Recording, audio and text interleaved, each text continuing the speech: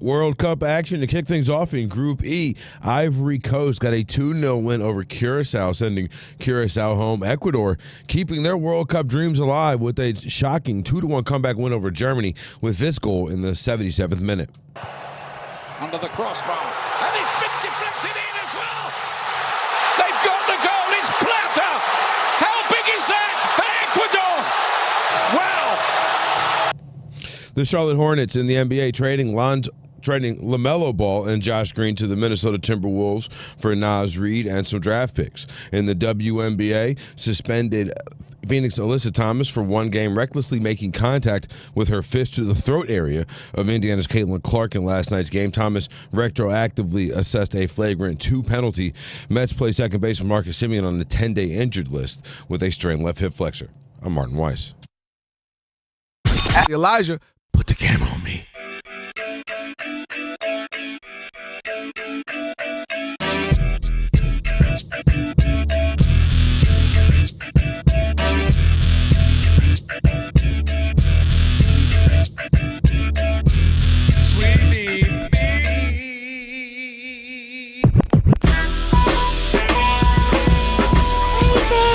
Can this sports writer and this sports fan share a radio show without driving each other crazy? Now, live from the Fox Sports Radio studios, here's Fox Sports Radio's Odd Couple, Rob Parker and Kelvin Washington. Password. Ack, a dack, a ack. Enter, brother.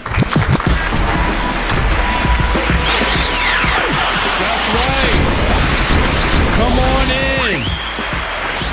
With that password, you now have full access to this very fine radio program for the next 3 hours. Not 2, not 3, not 4, not 5. Thank you, LeBron. Appreciate that. No matter how you listen in, Fox Sports Radio, foxsportsradio.com, the iHeartRadio app, Sirius XM Channel 83. Wow.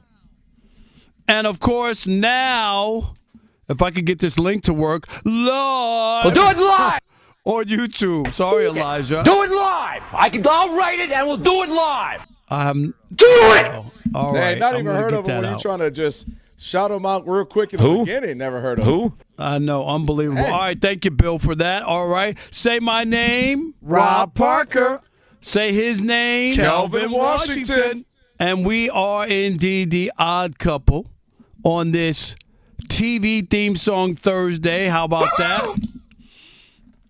And guess what? You'll need our telephone number because we are, without question, the most listener-friendly national sports talk radio show on the planet. At least when people are still awake. Sorry about that, Ben. The only time it counts, man. Only time. No doubt. Write it down. Committed to memory. 877-99 on Fox. For you laymen out there who can't figure out the letters and numbers, it's 877-996-6369. It's not trigonometry. And if you hear feedback on the line when you call in, guess what? It's your own fault. It means only one thing. You forgot to turn down the radio. And if you call in here and have a problem with what we say, tough, because... Well, I'm talking to you the way I want to talk to you. Do you have a problem? Turn off your station. That's right. And with all that said, always remember... The Odd Couple was filmed in front of a live audience. Sweet yeah. Yay. There you go. Let's go. Big show. Let me welcome in my co-host. He is... Kelvin Washington. Yo, happy TV theme song Thursday. Coast to coast in these radio streets. We got New York, son. We got LA, homie. So feeling good. What's up, man? How are you? All good. Another trip back to the East Coast. Another big night last night at Citi Field. And here, ready to rock and roll and remember. My goodness, man. Are you glizzied out? You done been at 35 baseball games in 22 days. Hey, it has been some ride, no doubt about it. The summer of me continues, and this summer I realized, I said to myself, I'm going all the way out, all the way, like just going to have a good time, do whatever I want to do, travel all over the country. and whatever I need, party I need to make, convention I need to go to. Okay. I'm just going to do it. And then September comes around, I'll get back into the routine. But this is going to be Not a the wide weight, open. though, right? You said you're keeping the weight off. Yes. You ain't saying all that? I mean, yeah, I'm going to try to keep it off until Atlanta. And then after that, I'm going to probably put on a couple pounds of some alcohol. But that goes with that. But I do want to give a shout out to my great nephew, Christopher, who graduated from high school today. And if anybody's on social media, they saw the pictures of me and Chris at his graduation in the city at Hunter College is where they graduated. It was a great time. Very proud of the young man, and he's on his way. So, shout out to him, man. Hey, congratulations to young Chris. Yep. That's a big step. Is he going on? What's he doing next? No, he's going to work as his next step. So I'm proud he got the high school degree, the diploma, I should say. Look like is he about to drop an album? I'm looking at the picture now. I know. You see, he got the rock star look. No doubt about it. He's a good kid, and I'm the family's working on him. I'm like, just go to community college to start. You know what I mean, and then decide if you really want to go or not. I'm about to get on my Rob Parker right now. Community college is the most underslept. Guys, stop sleeping on it. Go there for 2 years. Don't spend 40, 50, 60, 100,000 a year. Get all your requirements done. Yep. Absolutely. Then go get the degree from fill in the blank, USC, NYU, whatever the big school is. Absolutely. That's the new hustle, man. You spending all this crazy money just for kids to come out, Rob, and you know this, not necessarily guaranteed to get a job, and the industries are tough right now. Man, you better go get these inexpensive local schools, knock out these credits, and then finish the last year or so at a big one. No doubt about it. All right, let's welcome in the Odd Couple crew. We wouldn't be able to do this fine radio program without them. Rob G is our producer. Blood Mexican. Alex is our engineer. Pay no attention to that man behind the curtain. Steve DeSager's at the anchor desk. Oh, no. Martin Weiss is at the anchor desk. Racist. He'll keep us updated throughout the program. No, Racist. No, hey, not at all. Trust me, I know how it is when you're out here on the road. Well, you know, Martin is light, bright, damn near white. I thought it was Steve DeSager. I just got to admit it. No. That's got to be racist. What? Because Martin makes Brew. Martin look dark-skinned compared to Brew. Yeah, well, that's true, too. That's true. You know, I got him. We got a nice little taper and everything. Chris. Now, our numbers ain't going to go crazy with the YouTube, you know, with the Monty. You know, they No. Martin, no chance with you. Yes, Monty's a different animal. The updates are amazing, but, you know, them YouTubers, you know how they get. And, of course, never heard of him. Never heard of him. Elijah, our social media guru. I can't see him. This is getting crazy. All right, hey, and be sure to check out our YouTube channel. We're coast to coast, and you can still watch us live every night, 7 to 10 Eastern on YouTube. We appreciate all the support and the numbers and the subscriptions, and I'm not going to give the rest of the subscriptions, but we're very, very happy that you guys choose to watch The Odd Couple. Thank you so much. Again, just search Odd Couple FSR and subscribe. All right. Hey, a big trade in the NBA. Rob G has the details. I'm just glad you didn't ask me to set the table. I appreciate that, Rob. You've come a long way. I don't do that anymore. Racist. It's not racist. If I say clear the table, that would be something else. Racist. Not true story. When me and Rob first spoke today about the show, the first thing he said, I had ribs for lunch today. Because his first thought of me is guy setting the table. Let me tell him what I have for lunch. I ain't going to lie, Rob G. I thought you was being racist. Black man got to have ribs. He did have ribs. He did have ribs. But you know why I said I had ribs, Rob G? What did I tell you? You had a great deal. I got a great deal in Manhattan. Kelvin, a half a rack of ribs in Manhattan costs how much? Just a half a rack should be $28-30. Rob G said 35. You say 30. Alex, you got a number? I'm going to say 19. $19. How'd you get that? Let's go. You know it was a deal. That's the only way I was going to buy it, right, Alex? Yes, sir. Manhattan, I ain't mad at that. $19 for a half a rack of ribs? That's insane. Fall off the and bone? they were not old, like not 3 days old, because you don't mind old meat. Oh, God. Hey, yo! No, I'm just saying. You travel around the daggone. Alex, I did the carried tape old recorder meat. break? Oh, God. I carried old meat on the plane. Wait a minute. Wait, when did we get a pause button? Did you see what Elijah just put up there? Alex, did you see it? I didn't. Yo, when did we get a pause button, Elijah? But you know what? Look at that. Unbelievable. Hey, yo. I'm just saying, Rob, you travel. But you know travel what? State lines with old meat. But K-Dot, stop. No, I'm saying, remember he came in for the Super Bowl. I'm all this old deli meat. Hold on now. Crossing state lines with old meat. We got to get back on track. We're going way down the rabbit hole, guys. Okay, Rob G. But anyways, yes, big news of the day. Actually, big news of the overnight hours. The Minnesota Timberwolves have made a move. A couple of days after getting rid of Julius Randle, they've also got rid of Naz Reid, a first-round pick, a couple of first-round swaps, and a future second-rounder to get LaMelo Ball, point guard from the Charlotte Hornets. The Mercurial point guard moves from Charlotte to Minnesota as Anthony Edwards' new backcourt mate. And listen, Rob, obviously you weren't here yesterday. I told Rob G this. I said, Rob G, they didn't get rid of Randall for no reason. They're making room for something. Something's brewing, and part of that was signing Ayo, and they signed him for $100-something million, so congrats to him for getting pizzade. But at the end of the day, LaMelo Ball, all-star caliber player, exciting. But the issue with him is Minnesota, who's trying to play serious ball, who has been right there, Rob. They kind of been the Western Conference version of the Knicks prior to this year when the Knicks won it all, where they've been right in the mix, few conference finals appearances, beating some teams you kind of thought they wouldn't. They beat Denver last year. A lot of people didn't think they would, especially when Ant Edwards hurt. And they're trying to play serious ball to beat the Spurs, to continue to beat Denver, maybe beat the Thunder. And then they went and got an unserious player. They went and got a player who is fun to watch. He's fun to watch the highlights on when somebody sends you a reel on TikTok or Instagram. He's a 2K team. This will be everybody's going to pick them on NBA 2K with IU, with him, with Ant, with Jaden McDaniels. They'll be fun as heck to watch and play. They're a league pass team. But LaMelo Ball hasn't played serious basketball, I dang near want to say ever, but maybe if you want to concede when he was with Chino Hills out here in L.A. area, Metro L.A., and winning with his brother's state championship. But as you know, because you and I discussed, and I used to live in Chino Hills, he didn't play the ball you would thought was winning. It was a lot of that was Lonzo, because when you watch their games, they're polar opposite. Lonzo's more team-oriented. He's more set the table for every people. Okay, he's more lock-up defense, all of that. LaMelo ain't playing no defense. LaMelo was literally chucking up, and I mean this in the most literal sense, half-court threes in high school, not because the buzzer was going off, because it just felt like it, one-legged. And he also, again, we were cherry-picking, not getting back on defense.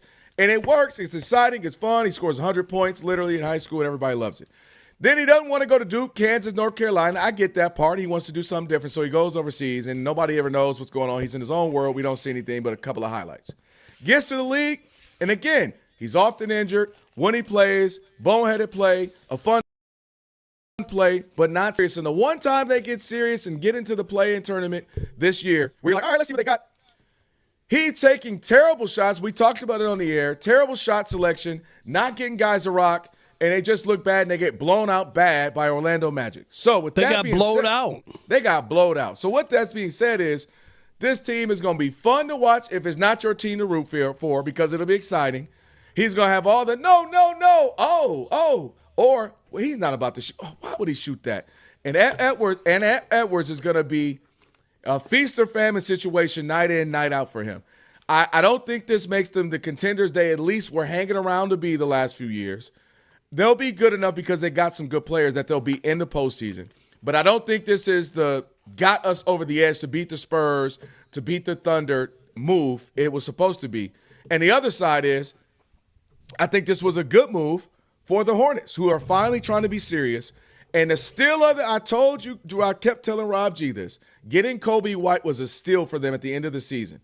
He's a good player, all-star caliber. You match him with Brandon Miller, Con Knipple, Miles Bridges, if he sticks around, and all the young guys they got there. They got something brewing.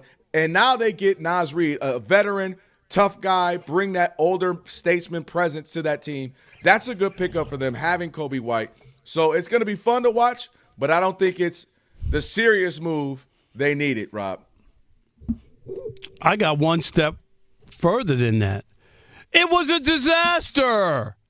Whatever they were doing, they took a step back. He doesn't play winning basketball. He never has. You're asking him to do something that he hasn't done. You talked about it. Cherry picking, not getting back, all that other stuff. It's a nightmare. If you're Aunt Edwards, you got to be like, wait a minute, what did we just do? Did we take a step back? I know he's flashy. I know the kids like him. I know he got sneakers, all that other stuff, but he's always in the headlines as well. And my first thought was maybe, just maybe, Charlotte was saying we're going to preempt the Ja Morant situation we might have here with what has gone on with LaMelo of late. And I'm talking about off the field, off the court. That maybe we'll just, rather than trying to trade him a year or two too late, you trade him early. Don't make a big scene or noise about it, right? Mm-hmm. And then move on. Because coming off of last year, where they, as you said, had a nice run going. They were winning, got into the play-in, right? People were like, man, they might have a little something going on here. And then to just shake that up instead of trying to build on it or grow on it, right, Kelvin? Yep. It tells you a lot. That was like one of their most successful seasons in years. Mm-hmm. And they were like, we're gonna get out of this now. We're gonna get out of this early. We're going to do something here and not go, oh, no, we're building something. Let's see what happens with LaMelo over the next year or two. No, they said, let's cash out. His stock is high right now, I guess, right? He played pretty well. We came off a winning season. This was our chance. And, I mean, when I'm talking about going into the play-in where they haven't been able to do that. And instead, they say we're going to flip the script. And I think that's because they know LaMelo doesn't play winning basketball. And you go ahead and remember those 2 trips to the Western Conference Finals. You could kiss those bad boys goodbye. And last point I'll add, Rob Parker, this is prior to last season where he finally played 72 games. Listen to the amount of games he played. 47, 22, 36. That sound like some measurements from the 70s in a song. 47, I remember her. 22, 36, like she's a brick house or something. And so, again, is he fun? Yes. Is he flashy? Am I going to watch him when he's on? Because I never know what I'm going to get. I might get 20 assists and 12 turnovers and 15 threes in a single game. But to bank on a guy who averages 51 games a year, 50 games a year in his career, and you're trying to get over the edge and beat the Spurs and beat the Thunder and beat Denver again, I just don't think this was the move. I don't think this was the move to do so. Crazy. All right, 877-99 on Fox, 877-996-6369. Will Minnesota regret trading for LaMelo Ball? We want to hear from you. Remember, this is a radio show, not a podcast. 877-99 on Fox. We want to hear from you. We value your opinion. It is The Odd Couple, Rob Parker, Kelvin Washington, where we deliver insight, not noise, right here on Fox Sports Radio on this TV theme song Thursday. Stick and stay. For some of the greatest TV songs in the U.S. of A.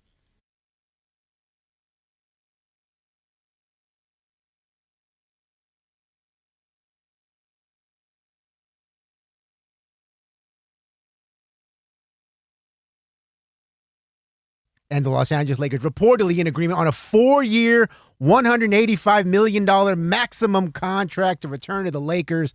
Player option in 29-30, which means that Austin Reeves, Luka Doncic, the dynamic duo for the foreseeable future in Los Angeles.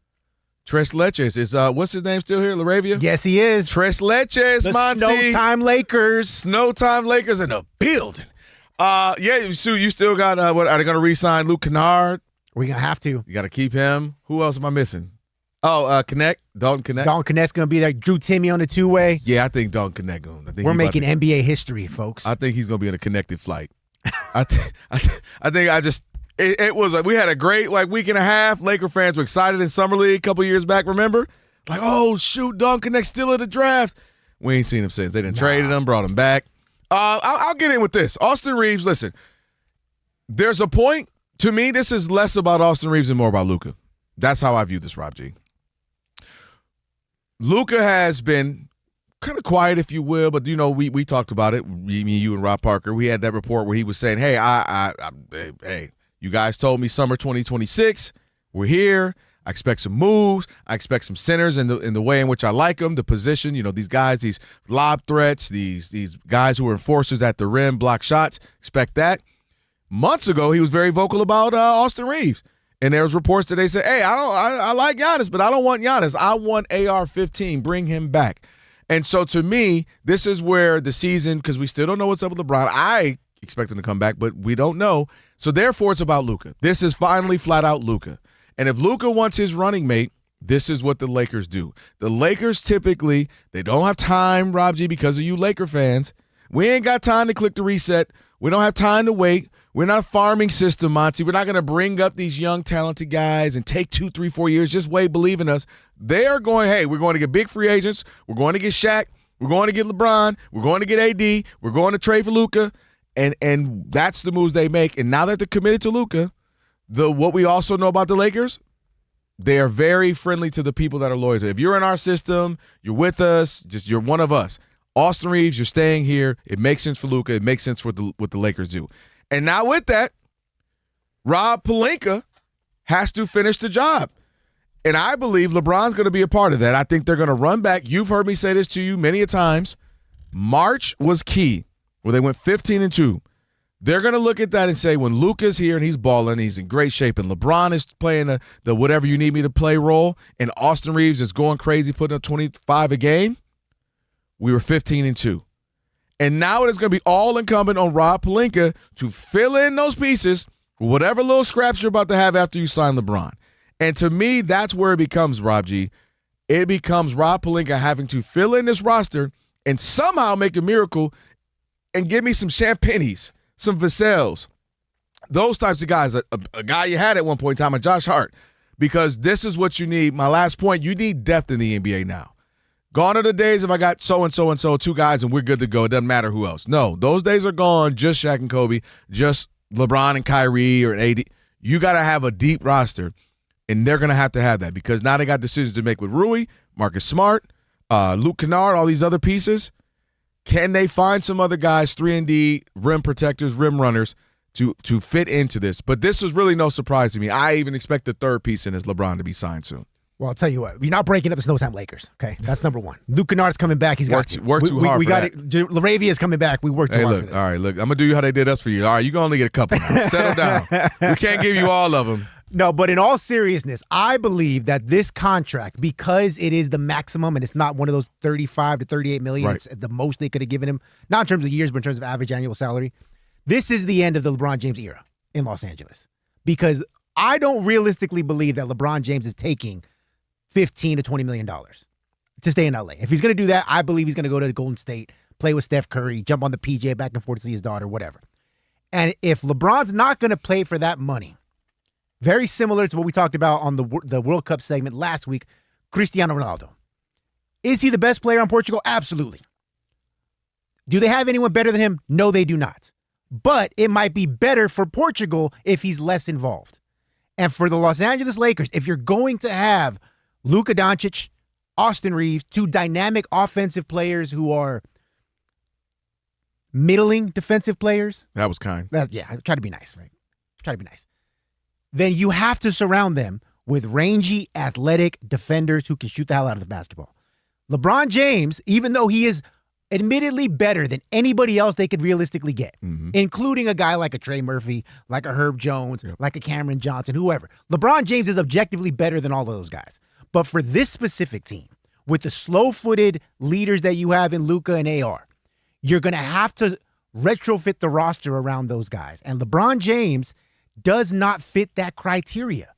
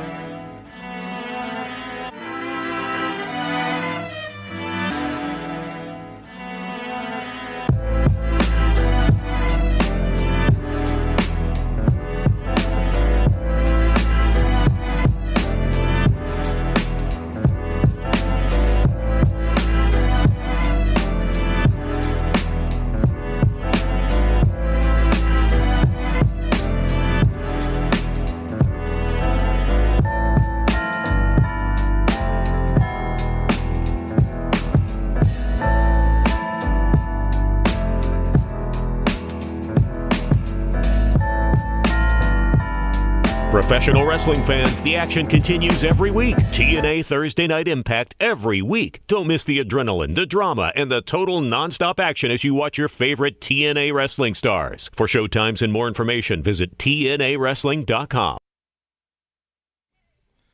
Invited everyone you knew you would see the biggest gift would be for me. What it's gonna say? For being a friend. Fox Sports Radio, banger classic. Thank you, DJ Ali Alex, on the ones and twos on this TV theme song Thursday. Rob Parker, Kelvin Washington. And Great way to get it started.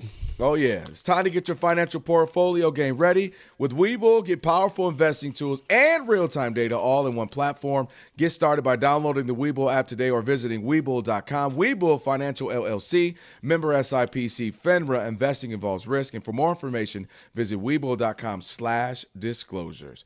All right, Rob, talking about the big news of the day. Started early this morning. LaMelo Ball is now balling with the Timberwolves. You in on it? You out on it? 877-99 on Fox. What we got? All right, let's kick it off with Tony in D.C. You're on the Odd Couple Fox Sports Radio. What's up, Tony? What's up, fellas?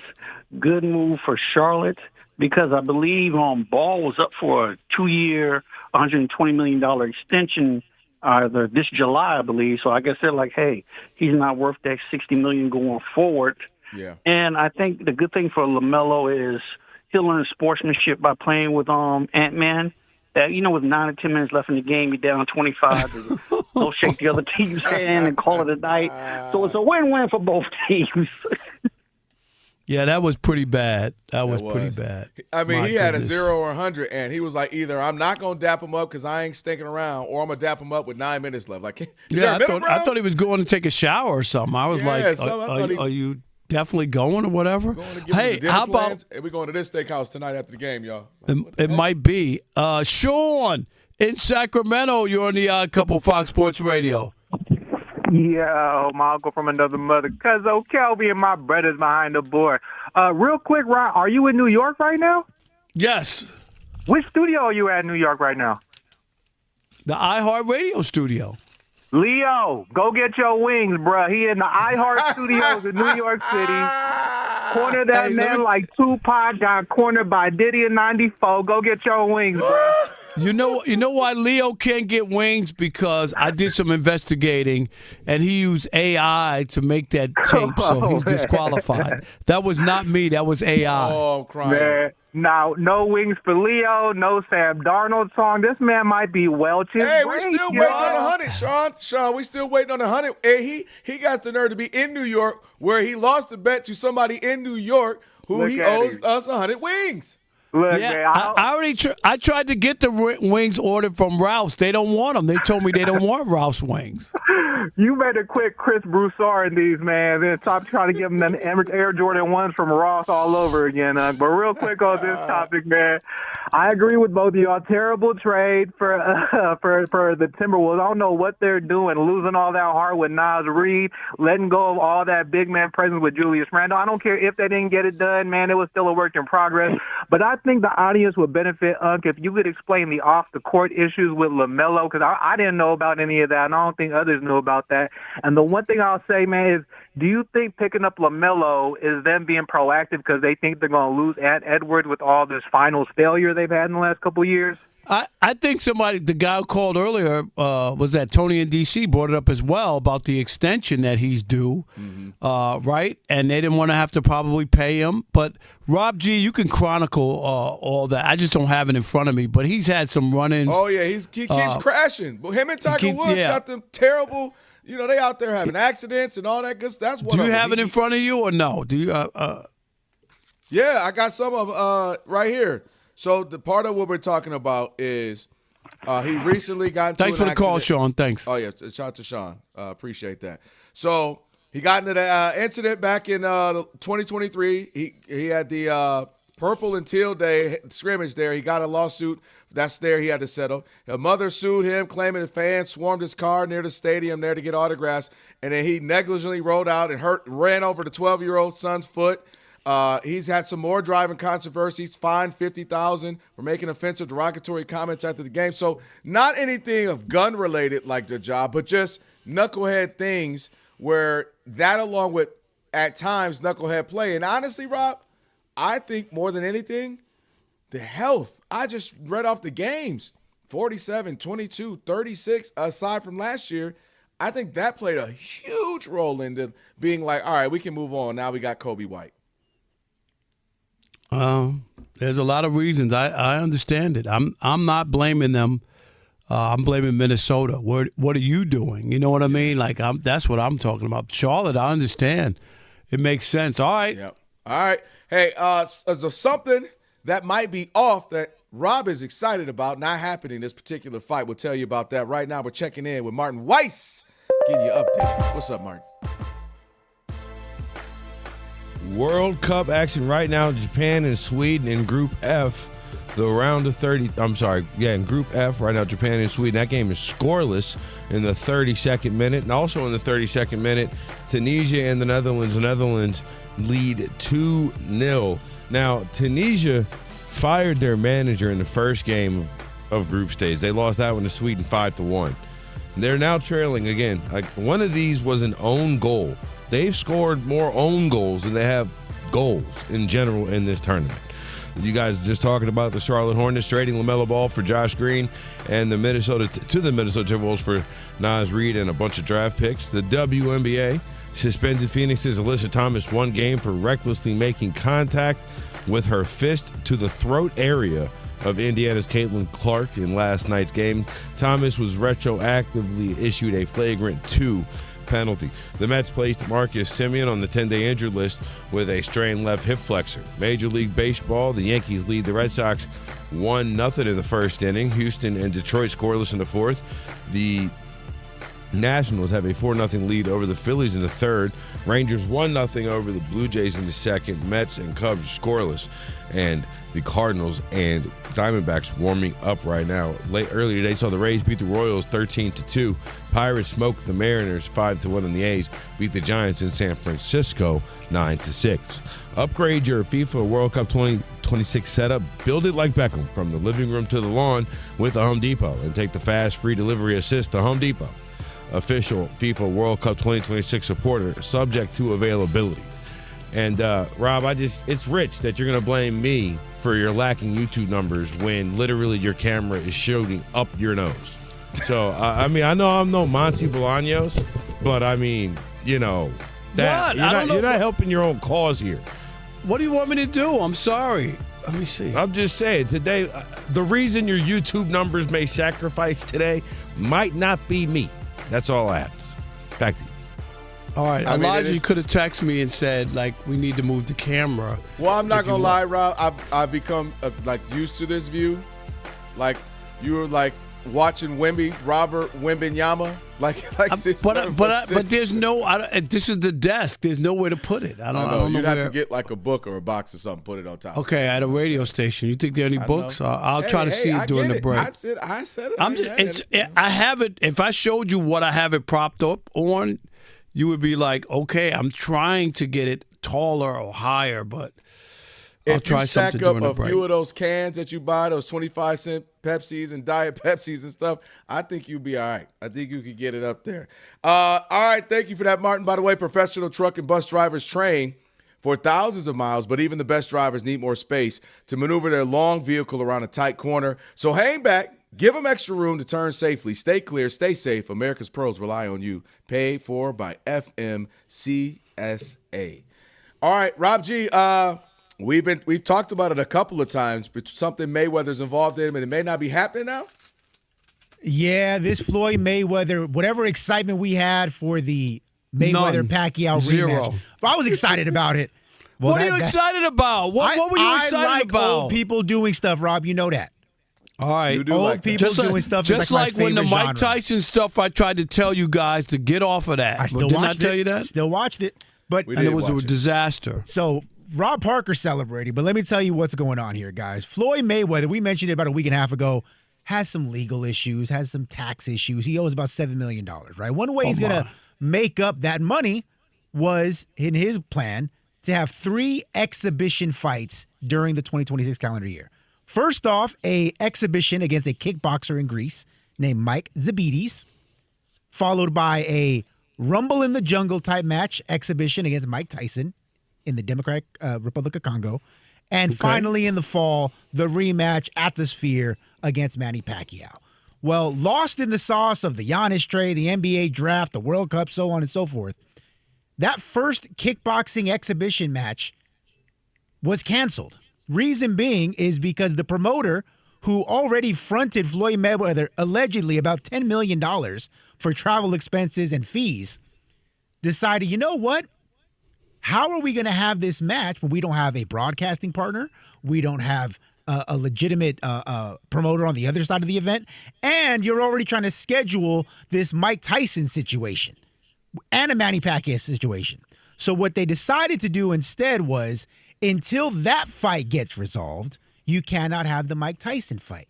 And if you can't have the Mike Tyson fight, you can't have the Manny Pacquiao fight. So long story short, guys, if this fight that we've been talking about ever actually happens, it will not be happening in September. And as a matter of fact, it will not be happening this year at all. What kind of promoter is going to float somebody that kind of money where the deal's not, Kelvin, even in place? Right. As far as a broadcasting partner and all the other stuff. You're just asking for trouble, right? By giving the money up front before he even fights. But anyway, I don't know why anybody would be interested. I'm not interested. Floyd Mayweather and his exhibitions, his money grabs, and that's all it is. Why would you pay for that? When he was fighting near the end of his career, I told you before, we used to have at my barbershop Sporty Cuts on West 7 Mile between Outer Drive and Myers, just in case you didn't know where it was, Kelvin. Shout out to the D. Yes. West side. We used to have the fights on. And I stopped going because I was so bored, right, with his fights. Yeah. Like, I get it. If you're a tactician and you like defensive style fighting and you are marveling at it, good. I wanted to see some action. I just couldn't watch it anymore. And then the idea that you're going to have an old-timers day and have people pay top dollar for you to watch an exhibition or whatever you want to call it, it just doesn't do anything for me. I'm glad it's failed, that these things aren't going to happen, and they can stop ripping boxing fans off and people taking their hard-earned money because they have, Rob G., nothing going on in their lives. They're bored at home, and so they continue to be the suckers that P.T. Barnum talked about for 100 million years ago. Just because they put it on doesn't mean you have to watch it. Yeah. I think what's sad for me, Rob, is for all the things Floyd Mayweather might not have been outside of the ring, right? You know, he's had his own personal issues, personal demons, was trying to figure out this family life and just, you know what I mean? Like, okay, you might – one of the things you could hang your hat on for him and say, man, I tell you what, he's got this figured out, was kind of the money end of it. I told you this before. Years ago, he was out here, and it went back-to-back. It was one of the best just sitting down experience listening to an athlete I ever had. It was Kobe Bryant, God bless the dead, and then the next hour was Floyd Mayweather. And it was during BET Weekend in L.A., and Jamel Hill interviewed Kobe, and someone else, I forgot her name, so I apologize. She interviewed Floyd Mayweather. And she asked him some tough questions. And you know, he's stuttering about family stuff, legal stuff. But when she would ask him money stuff, boy, he was sounding like William Shakespeare. You know, James Baldwin. He would be, well, listen, what I do, if you look at it from the fight game, what you got to understand is that why not go through this? If you flip the money, you can have your own. So running your own business, because I was like, wow, I'm proud of this man for what he's doing, understanding the money, understanding how to handle things, becoming a promoter, not just getting – how many punch, drunk, beat-up boxers have we seen in our lifetime, Rob, where they can barely talk, got the shakes going through it. He looks good, got money, started promoting other fighters, opened up I got a gym 2 minutes away from here, from my house, a Floyd Mayweather gym. And so you said at least, the last few years, he didn't fight the best fights and all that. But at least this is a man who was taking his own destiny financially, business-wise, entrepreneurially speaking. And And I that doesn't do anything for me. That doesn't do anything for me. You can marvel at that for the poor performances that were on. I'm telling you, I have free. I could watch it for free at my barbershop, and I stopped going. I just wasn't entertained. I'm agreeing with you there. I'm putting a period. What I'm saying was at least he started to become this business mogul and this tycoon that you could be like, all right, look at the brother doing that. And so for me, the last 2-3 years, give or take 4 years, to see him going out now, the money issues, might be broke, got to pay back taxes. How can he be broke with all the money? That's what's disappointing for me, Rob. It's like I was like excited for this. All right, yeah, he didn't give me the best fights. Fought Pacquiao too late. Fought Canelo too early. So on and so forth. But dang it, at least the brother is doing this. And now you're kind of seeing the fall down of the mogul Mayweather. And that's, to me, a part I hate to see, because I was at least leaning, you know what I mean, leaning on that. Like, all right, at least look at him being, kind of a LeBron in this sense, a Serena Williams, all these people who have been able to take what they had and turn it into a great thing. So that also is very disappointing to me to see what it's become, where he's got to take these bad fights. He's got to take these celebrity fake fights. He's got to put on these exhibitions. Usually that's for the guys who are all busted up, beat up, life has been rough on them. You know what I mean? That guy. I didn't think Floyd would ever have to be this guy. Yeah, it's disappointing. It just is to continue to do the same thing and hope that people are going to bail you out, have nothing else to do on a Friday night or whatever day they pick. You know what I mean? That's what you're banking on, is just the idea that, hey, let's get together, let's have some chicken wings and drinks. You know what I mean? And even if it's a crappy product, but we keep getting crappy products because people keep buying it. That's why you're getting. Just gonna say that's the issue with these deals when they do with the Hulus and the Netflix and all that, is that people break. They go, well, I already got Netflix, so I might as well turn it on. Right. That, and it just sits there. And this is what we recreate the monster, and they do it again and again. Shekel City on the way. Tyrek play of the day as well. And we'll give you your World Cup update with Lexi in Lexington. We'll do that. It's the Odd Couple on the TV themes on Thursday. Stick with your boys, Fox Sports Radio.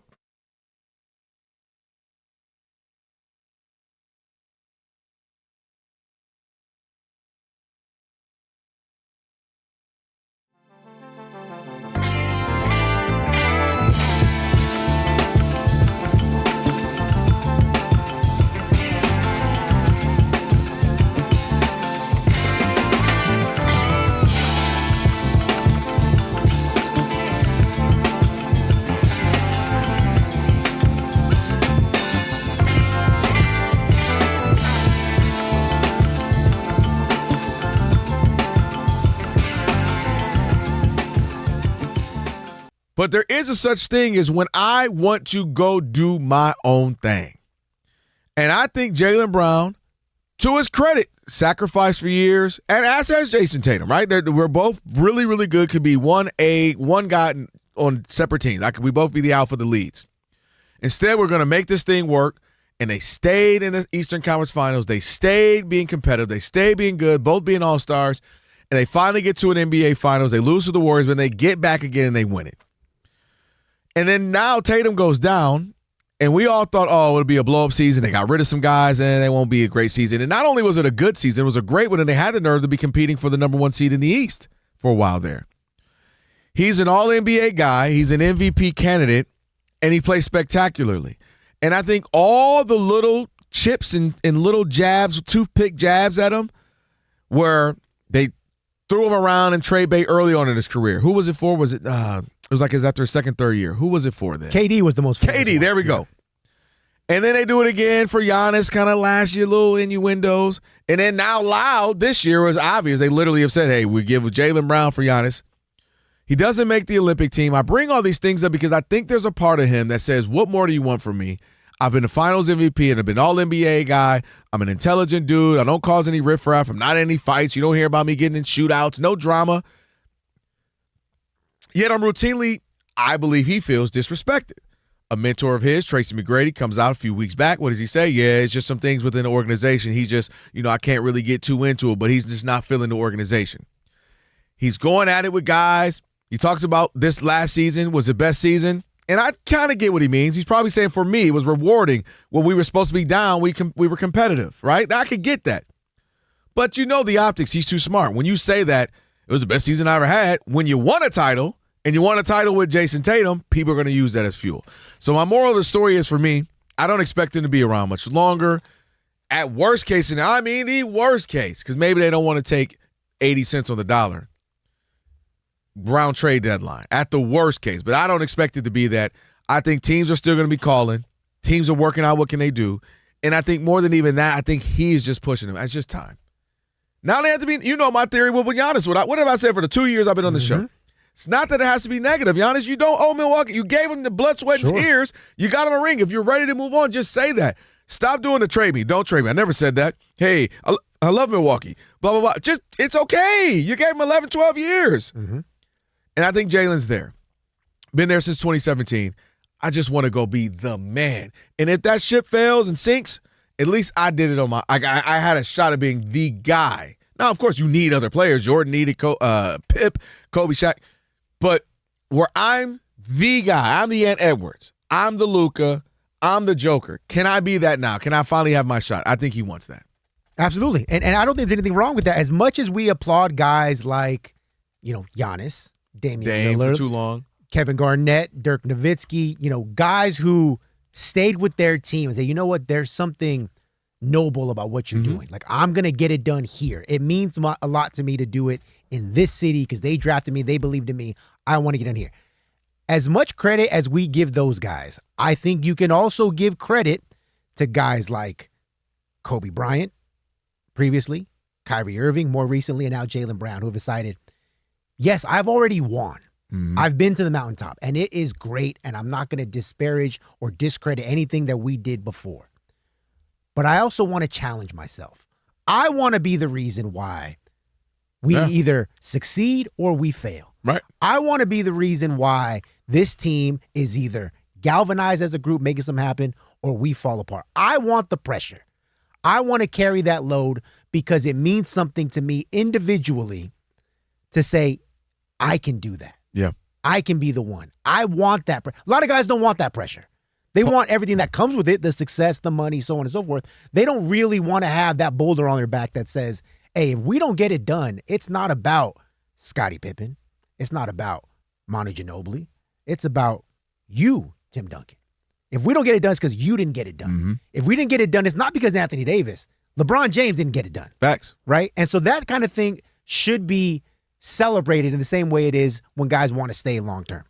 And I think you're onto something because yesterday, late last night, Chris Mannix reports for Sports Illustrated that other executives are saying that the Boston Celtics are hunting a big man and they're willing to trade Jaylen Brown to do it. Because, as you mentioned, they were all in on Giannis. Yeah.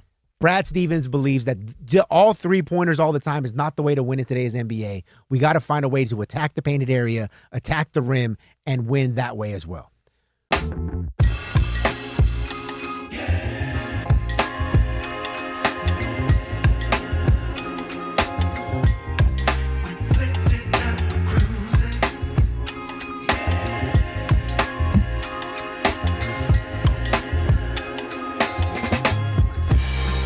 Fox Sports Radio, Odd Couple, Rob Parker, Kelvin Washington, on a TV theme song Thursday. Little peanut gallery right here. Charlie Brown, shout out to you, DJ Ali Alex.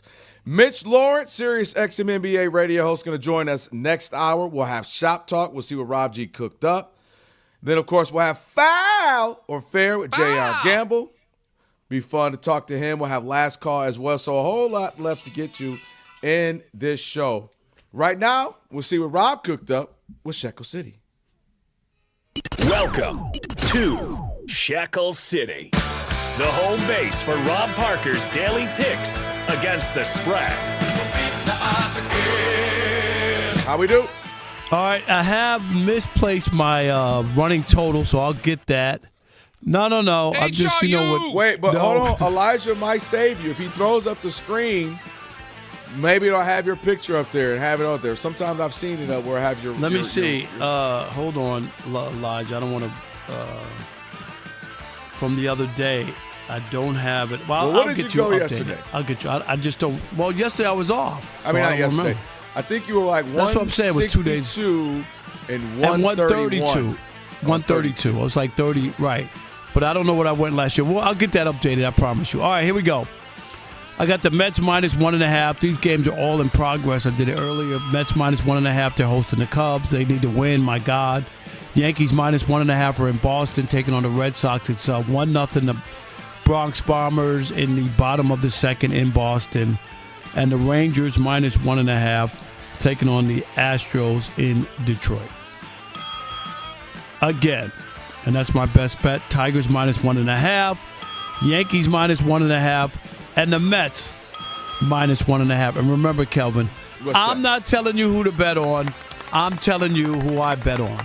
And tell Martinet, he's talking about my camera position. His mic is all in front of his face when he does his updates. So there. Wow. How's this? Is a better shot? Can you see my hair in my nostrils or what? Are we good? Give me the money shot. It's a better shot, though. I ain't going to lie. It is a better shot. I don't know what you did. But you put a little graham cracker box up under there or something? What you do? No, this is a 12-pack of Heineken in the can. Okay. That's all. All right. They selling that, too? I thought the Diet Cokes was one thing. Now they got the Heineken? Boy, I still can't believe we're paying $110 in L. I know we pay for for gas. How are we paying, Alex, $110 for a Diet Coke in Los Angeles, and here in New York City, the biggest city in the world, and we got 25-cent Diet Coke? I ain't gonna lie. I do need some bamboozled, led astray. That's Run right. amok. Big Run time. amok. Yeah. We didn't land on Plymouth Rock. Plymouth Rock landed on us. I want my Cokes for 10 cents. Okay, you go, Kelvin. 25 cents. I still can't believe it. I ain't gonna lie. Somebody got some splaining to do. Okay, because if we were at 75 cents, I'd let it roll. I get it. We pay higher gas out here, higher taxes, okay. But dang it, $1.10.25 versus 25 cents.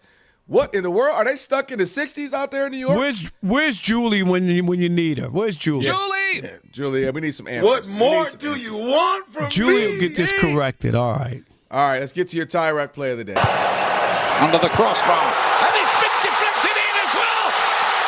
They've got the goal. It's Plata. How big is that for Ecuador? Wow. There you have it. That was from Big Fox. It's already been a couple of matches, the last few days, 6 matches a day. So a whole lot of World Cup action for you. That's your tie rack play of the day. For over 40 years, Tire Rack's been helping customers find the right tires for how, for what, and where they drive, ship fast and free, backed by free road hazard protection with convenient installation options like mobile tire installation. TireRack.com is the way tire buying should be. And with that being said, it's now time for a World Cup update with Lexi. Soccer fans unite. It's time for an exclusive Odd Couple Presents the FIFA 2026 World Cup update. Oh, gentlemen, it's a blessing and honor to be here on this massive day of Group Stage 3 for all these beautiful ventures ahead. Fun fact, shout-outs to Ricky Ricardo and Imaging. Did you both know that Ecuador is the closest country to space? Fun little fact. I thought we should all know that. Now, not only did that shock me, but Ecuador shocked the world earlier today in Group E. They beat Germany, which means that Germany did not close out their group, which means Mexico is still the only standing team that has won all 3 group games. And tonight on Fox, we have USA and Turkey, yay? I thought it was Turkey, but yay? Yes, it is going to be a great game. 7 p.m. Who knows if the Stars will play? I hope they do not, because there's no need for anything crazy to happen. Load management.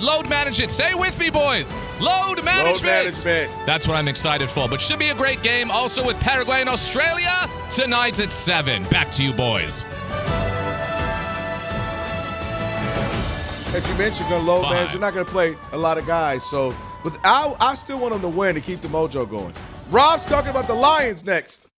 We are Blackmore.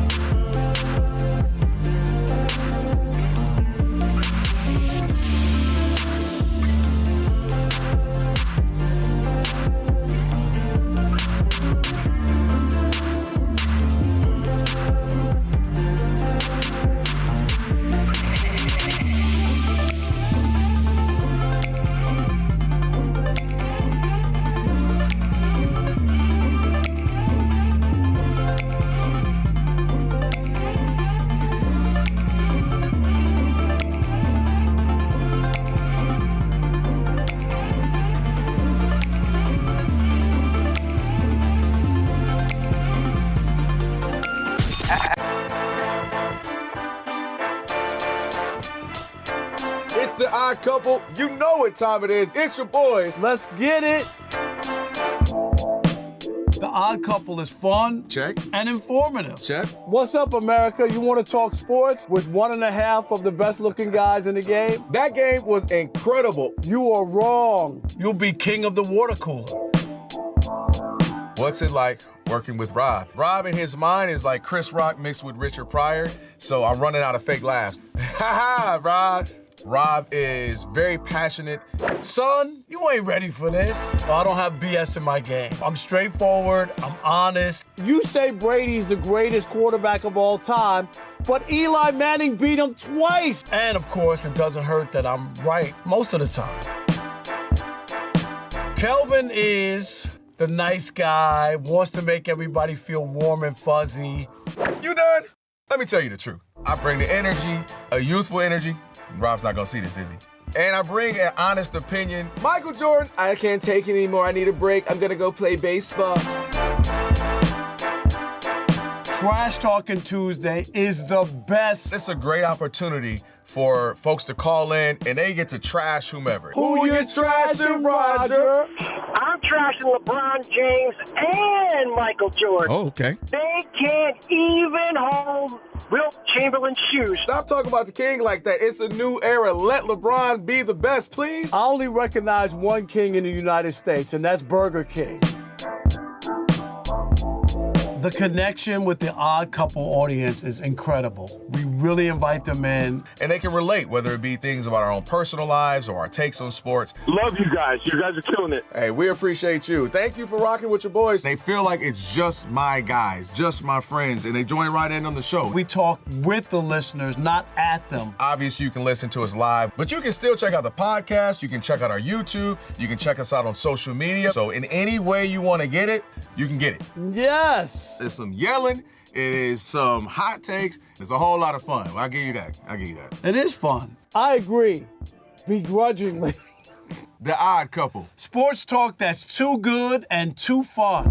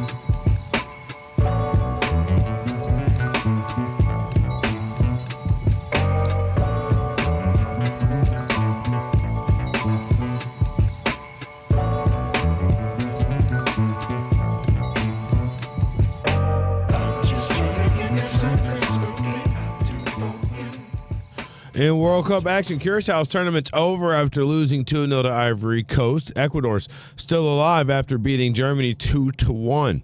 Tunisia fired their manager after losing the first game. They're now trailing the Netherlands 2-0. One of those, one own goal.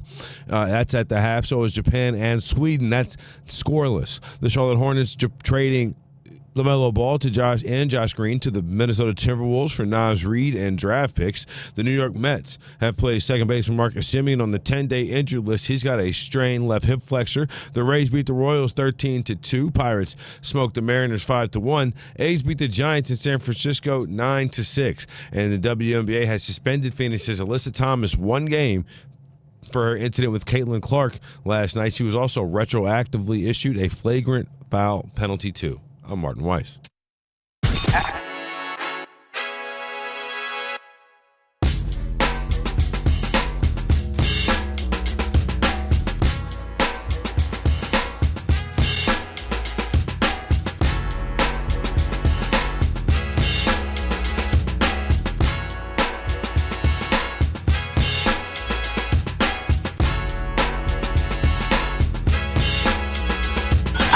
Can this sports writer and this sports fan share a radio show without driving each other crazy? Now, live from the Fox Sports Radio studios, here's Fox Sports Radio's Odd Couple, Rob Parker and Kelvin Washington.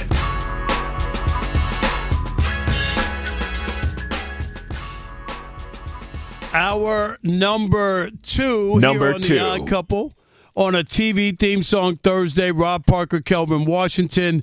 Coast to coast, I'm in New York, Kelvin's in L.A., and for over 40 years, Tire Rack has been helping customers find the right tires for how, what, and where they drive, ship fast and free, backed by free road hazard protection with convenient installation options like mobile tire installation, meaning they can bring the tires to you, work, home, whatever they need to do. TireRack.com, the way tire buying should be. Also, don't forget to check out our YouTube channel and subscribe. Just search Odd Couple FSR on YouTube. Hit that subscribe button. Tap that thumbs up icon. Comment away. Let us know how we're doing on the radio program. And, real simple. Check us out and just search Odd Couple FSR on YouTube and subscribe. Longtime friend of mine, Mitch Lawrence. Are you kidding me? Wow. Mitch Lawrence was an NBA writer for the Daily News in New York back in the day when I was covering the NBA. Mitch Lawrence from Sirius XM, NBA radio host. He'll be joining us in about 28 minutes. It'll be great to talk to him and catch up. Also, a little shop talk. So we have a busy hour number 2 here on the program. That's right. Rob G, let's start. The Lions got some bad news about one of their players. Yeah. Where's Chris Carter when you need him? Everyone's got to have a fall guy. And the exactly. Fall What happened to that? Over on Terry and Arnold. Tough story here. Lions cornerback Terry and Arnold, one of their better corners on their roster. You know what? The first time, Rob G, don't say that it. he locked up somebody, and unfortunately it was himself, but I'm just saying. Oh, dang it. Wow. Come on, Rob. Well, Terrion Arnold is facing multiple felony charges after he was arrested on Wednesday in Tampa in connection with the robbery and kidnapping from early February. Now, Arnold turned himself in. He's taken into custody on Wednesday night. He faces 4 counts of kidnapping, 4 counts of armed robbery, which carry a potential sentence of life in prison. Now, just a quick summary gets a lot of details about what happened in this case. The police had already arrested 6 other individuals involved in a targeted armed robbery. Basically, what happened was Terrion Arnold and a group of people thought that 2 other individuals were responsible for trying to rob them, and they were mistaken. But that didn't stop them from finding those people, luring them to a location, holding them against their will, robbing them in return. And all this is happening. Terrion Arnold is giving instructions via a group chat text message. So the people who were the alleged co-conspirators have already pled guilty, and it looks like they all kind of rolled over on the Lions cornerback. Yeah, because they got details. They got all the information that they need. What were y'all gonna meet there? Did you bring the guns? Okay, exactly. cool. People, can you imagine texting that stuff and not thinking that no one's going to figure this out and put you involved in it, right? This is wild. This is one of those Dumb and Dumber shows they show, dumb criminals when they're caught shows you see late night. But Kelvin, if they did rob you and took stuff from you, report it to the police. You're a professional football player. There you go. What are you doing? Go to the police. Here are the guys. This is what they took. I got insurance on my stuff. Hello? Kelvin, he has insurance, right? Like, seriously, what are we doing here? This is when an episode of When Keeping It Real goes wrong. Rob, trying to keep it real, But the only problem, if you're a Lions fan, and my old radio producer Mike Surmer, he's the biggest Lions fan, biggest slapper than you, Kelvin. Okay. Okay. And his nickname is Flage, and he was the producer on the Sports Night with Parker and the Man for a long time. Great guy and big Lions fan. He texted me a little while ago and said, "The Lions are cursed." That's what that's what he said. The Lions are cursed. I could send you. I could show you. Like seriously, that's what he texted me. The Lions are cursed, and the reason is because they had this thing going, and now you're looking, Kelvin, and you're going, oh, maybe that window has closed because the team keeps changing and they keep losing people and things keep happening. And I'm now convinced more than ever, and I told you before, when you blow an opportunity, and the Lions should have gone to the Super Bowl. Would you agree with me there? A couple years ago against well, I would say 49ers for sure. Absolute. Duh. Yeah, should have gone to the Super Bowl. That was it. And they had an opportunity 2 years ago, not last year because they didn't make the playoffs, but 2 years ago, to have they went 15-2, home field, had a rookie quarterback coming into their place. They were 9.5-point favorites with a makeshift defense. That's how much they thought, Vegas, Kelvin, that they would outscore Washington, right? Like, that's why. Yeah. They got blowed out in that game. And Jared Goff turned into Jared Tennis, 4 turnovers, and the story's there. But I am now convinced anybody listening to my voice in Detroit or the suburbs, this is the beginning of the end of Dan Campbell. A bad season here, and I expect the Lions to make a change. Because this will be 2 bad years, possibly, right? Not making the playoffs. Mm-hmm. A blown chance against Washington when they were the number 1 team in the NFC. And a blown chance at a Super Bowl. They were 2 quarters, a half away from getting in the Super Bowl. And even Dan Campbell said it then. Remember, he was bummed out. He said, we may never get back to this place again. And now I'm more convinced than ever when you look at the Chicago Bears, Ben Johnson, Caleb Williams, year number 2.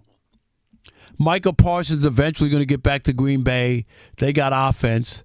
And now the Vikings have upgraded their quarterback spot or situation. So who's the weak link now in the NFC North? Is it the Detroit Lions who keep hemorrhaging players? And their star center had to quit, tried to come back. He failed the physical. Like, you could go on and on and on. They couldn't pay their second running back because they had to dump him, let him go on his merry way. Couldn't pay him. You can't pay everybody. And as I look at this roster, look at this team hemorrhaging players, it's not the same from 3 years ago. The demise of the Lions has started big time, and I expect Dan Campbell to be the casualty after this season.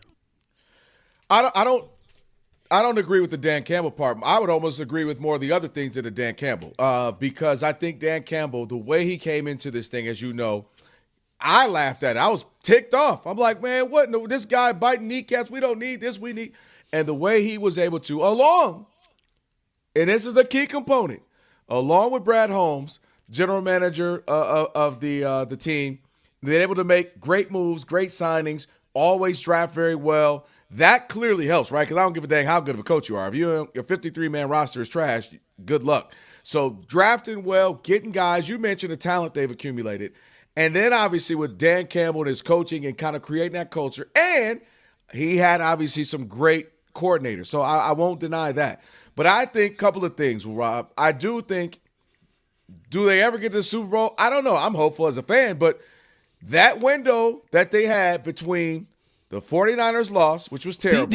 Let me say this to you. The idea that you're saying that you don't know tells me all you need to know. Because if I told you that 2 years ago, you would be convinced that they were going to the Super Bowl. Like that, the idea that you have any doubt now tells you about where they are is all I'm saying. Well, what I'm saying, where I disagree with you is the window's being closed. Because if you'd have said, there's no way the Patriots are the worst team, the Patriots in the Super Bowl. Seahawks, they're not doing much. Seahawks win the Super Bowl. So to me, the Lions are right there positioned to be a playoff team. And then once once you get in the playoffs, we'll see what happens. If I told you got Josh Allen and Lamar Jackson, two of the best quarterbacks, you think over the last 6-7 years I'd win one? You haven't. If I told you Justin Herbert would show up. But that's the argument against the Lions. That's exactly my argument against the Lions on why. But my point is, that's right, my argument. Is that you have better quarterbacks and better players can't get there, and the Lions, with where they are, they were right on the doorstep. That they passed, their window has closed, and their quarterback is not close to those guys. The windows are closed, and I still absolutely think they can win the division. The division should be good, but I don't know what Kyler Murray is going to do. Kyler Murray we've been saying Kyler Murray should be the man. Is he an upgrade from what they had last year? Is he an upgrade? Yes or no? He should be. Is he an upgrade? No, not should be. Is he an upgrade? What, right? Is he an upgrade? You were down on their quarterback. Absolutely. What I'm saying is I'm asking you, Sam Darnold to start. Is he an upgrade? Yes, or no? But that doesn't mean that the team is going to perform well. He is more talented. I'm just asking you. Yes, is he an upgrade? Okay. Kyler Murray is because they beat the Lions at home last year. They beat them in Detroit in the biggest game of the year with the quarterback who you think stinks. So I'm just saying. He did. Okay. Absolutely. He absolutely stunk, and I knew he would. And this is coming from a Michigan fan. I kept telling you, he ain't that guy, J.J. McCarthy. Nobody's saying he's never going to be a starting quarterback in the NFL, but he ain't the guy to move up to 10th, give up picks, and do all that to get him. And I knew that. That's what my whole point about him was. But my point is the Lions, they still have talent, all the talent you mentioned. They got arguably the best running back or 1-2 running back, Jahmyr Gibbs. Amon-Ra St. Brown. How did they not make the playoffs then last year? Because they lost two key games, and they were right there, and they lost a couple critical games, and they had some injuries. We're not talking about that. Branch, one of the better safeties in all of football, was out. He'll be back. You have Kirby, who was one of the best defensive backs.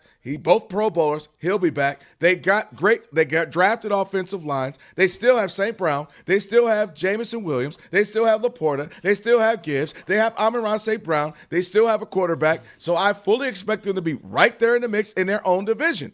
And if not, win it. So, and then not to mention, going to the fire, Dan Campbell.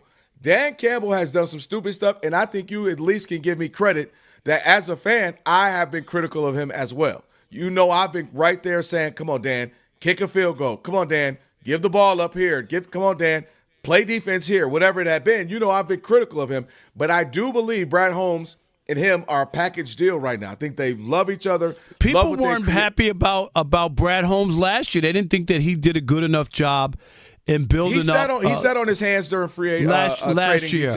He sat on his hands during the trade. When you got a team that's right there, I agree. Right, but that was the problem. Is people were like, "What are you? If you're going to go for it, go for it." What are you holding back for? He sat on his hands when teams like, "Yo, we're good, but we're not what we need to be. Go make a move or two." I think the injuries, key guys defensively will be back.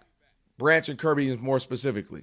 The offense I have no problem. I think the offense will be perfectly fine. And you lose Montgomery, you pick up Pacheco, and so all he has to do is give you 8 carries and 3 catches a game, and he's easier said than done. Easier said than done. Earn his money there. So I fully expect him to be right there in the mix in the division, if not win it. And I don't expect Dan Campbell ain't going nowhere. That part, if they don't make the playoffs, he's solid. If they don't make the playoffs, he is. If solid. He don't make the playoffs 2 years in a row, he's solid.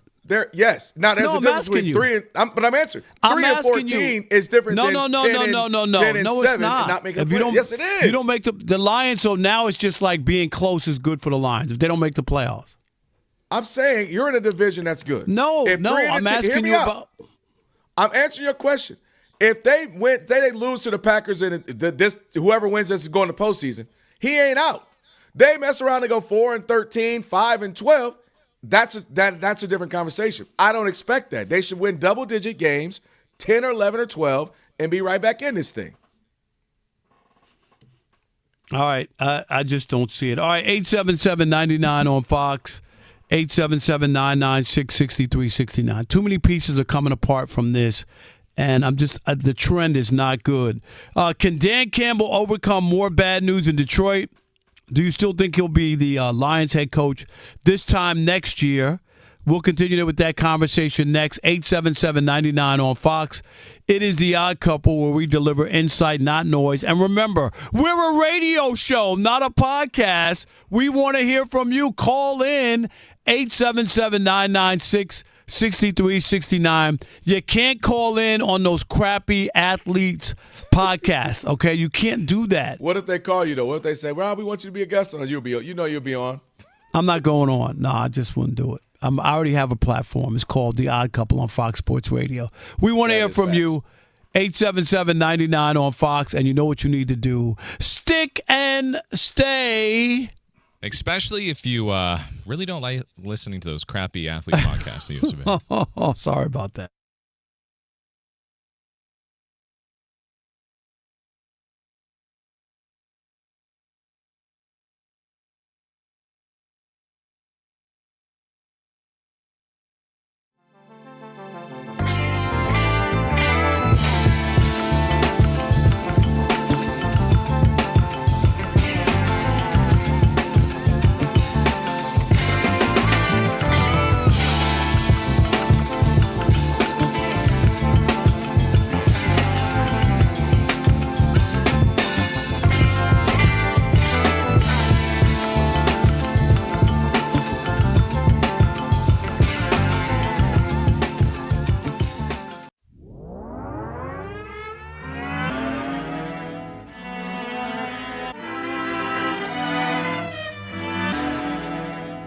All right, Rob G., we got breaking news last night, I guess, right?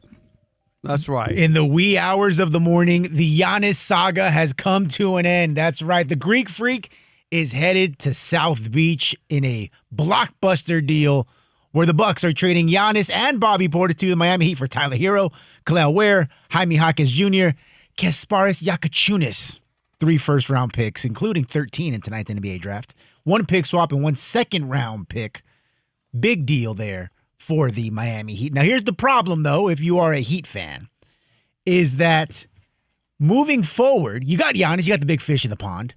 The problem is, because of the way the deal was structured, you're now hard capped, and you only have $19 million to fill out the rest of your roster. Good luck. And you have 5 more vacant roster spaces, and your team, as currently constructed, consists of Giannis, Bam Adebayo, Bobby Portis. We like Bobby Portis, of course. Off-night Davion Mitchell. I like him, though. And a bunch of other dudes. I'm always trying. I'm doing like a lot of face stuff to get clean Portises. Oh, clean Portis. Clean Portises. So, guys, now that Giannis has taken his talents to South Beach, what are the expectations for the Heat? Mediocrity in Miami. Mid in Miami. That's what it is. Giannis did. I'll give him credit. Rob G. He's upgraded from no playoffs, play-ins to maybe a 6th seed. Listen, on paper, the guys individually are good. We are great. We know Giannis who he is. We know Bam, Mr. 83 points. We know Bobby Portis is a good 6-man, kind of a guy come off the bench. Andrew Wiggins has kind of been solid throughout the last few years of his career. The problem is, I don't like the sum and the reports that Andrew Wiggins or Norman Powell may not even be there much longer. So if you lose Norman Powell, a guy that can get you 16 to 20 and He's score. a good player. Yeah, agreed. Can get you buckets, can score. You lose him, you lose another weapon, and you lose another guy, as you mentioned, Rob, who's shooting 40% from 3 most of the last few years. So if you lose a Norman Powell, or you lose an Andrew Wiggins, guys who can play some defense, especially Wiggins, who can hit some shots. Wiggins hitting 40% from 3 last couple years. Now you're really hurt. And what in the 1990s with these big centers and power forwards, like that's not necessarily where we are in the game right now. And I ain't team shoot a bunch of threes. You know that, Rob. But you got to have some. You got to give spoon feed them. You got to get that has to be part of the game plan.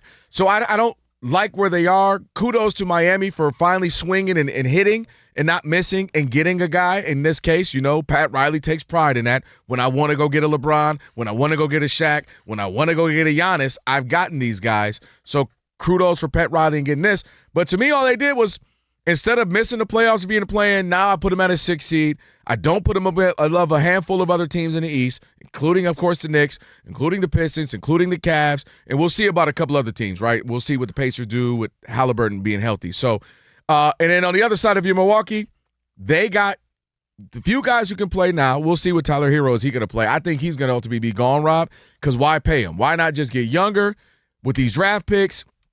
Jaime Jaquez is still young. I think that was his second year. So you got a couple of guys who are young who can play now and wear as well. So they got what they want. We had Mike Heller on, who's been in Milwaukee for years.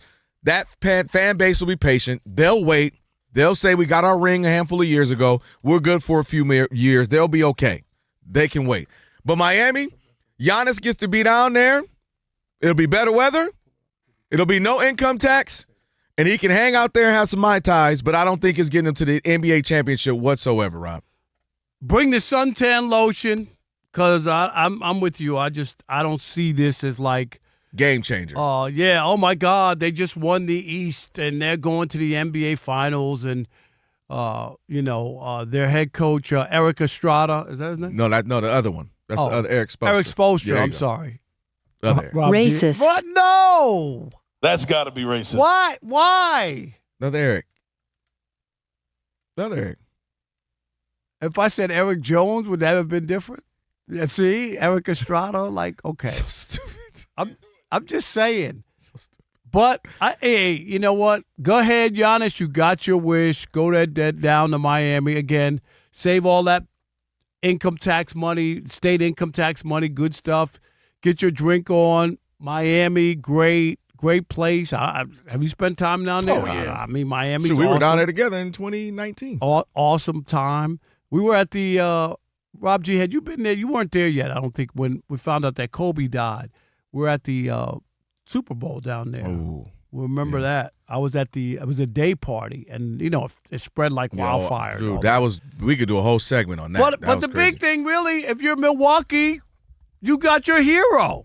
They're winning because they already won a championship.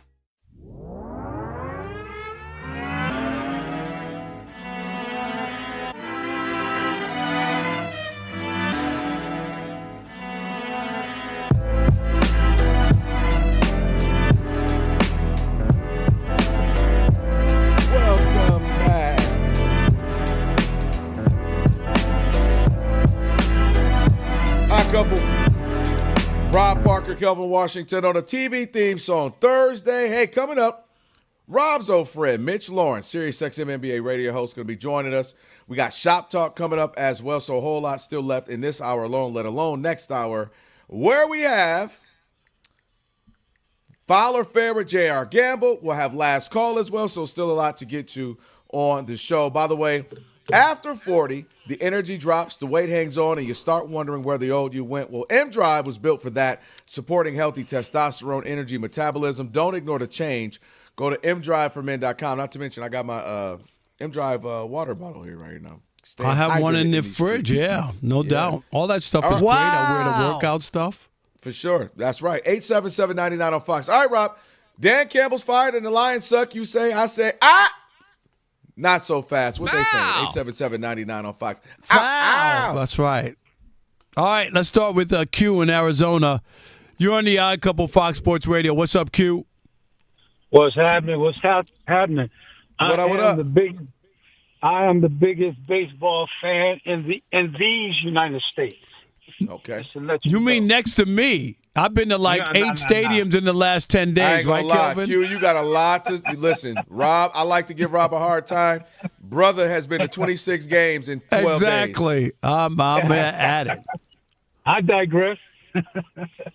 So anyway, I think that Dan Campbell probably will be let go if they don't miss the playoffs. And here's the reason why.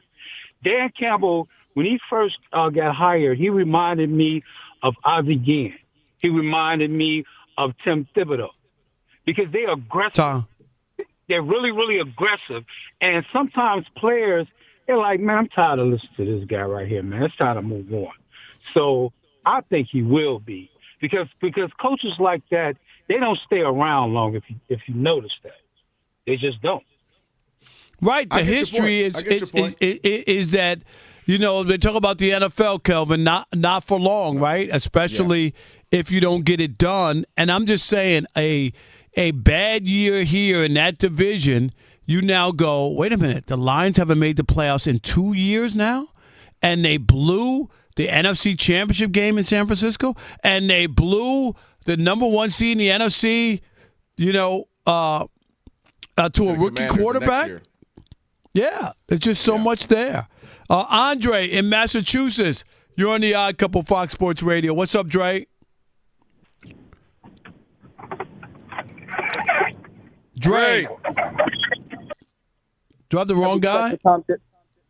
Tom Thibodeau at all times, please. When the previous call, I got to have respect for Tom Thibodeau. I said Tom. I did actually say Tom. I know he said. Yo, he said Dre, Tim. I didn't think Tom should have been fired, but you do be acting like Tom Thibodeau is Pat Riley or Phil Jackson or Pop or something. You got to relax a little bit, Dre. And especially, you know what, Kelvin? All he does is build winners. Who knew who Hartstein was before he came up under Tom Thibodeau? Stop it. And you know what? The Knicks winning is an indictment of Tibbs, okay? The Knicks winning this year is an indictment because Charlie Brown took over what he put together and won a championship. Put some respect on a champion's name, Rob. It's Mike. Okay, yeah, just like Steve Kerr was gift wrapped the championship from Mark Jackson. Quick aside, Rob, you're visiting all these baseball stadiums. You got to come down to the Cape and check out the Cape League, man. Starts tomorrow. Come down, check out the Harbor Hawks. I'll take you to the game, show you around all of the wonders. You're going to give me some dogs, too? I need dogs. Remember that. Lobster roll, you'll be dropping your eyes and everything. It'll be wonderful. I'm down with a lobster roll. Cape League. Lobster rolls are so good. Good to have you, MLB bro, in the building. So in terms of Dan Campbell, Detroit, I hope they've learned their lesson, what they did with Jim Caldwell. I hope they learned their lesson.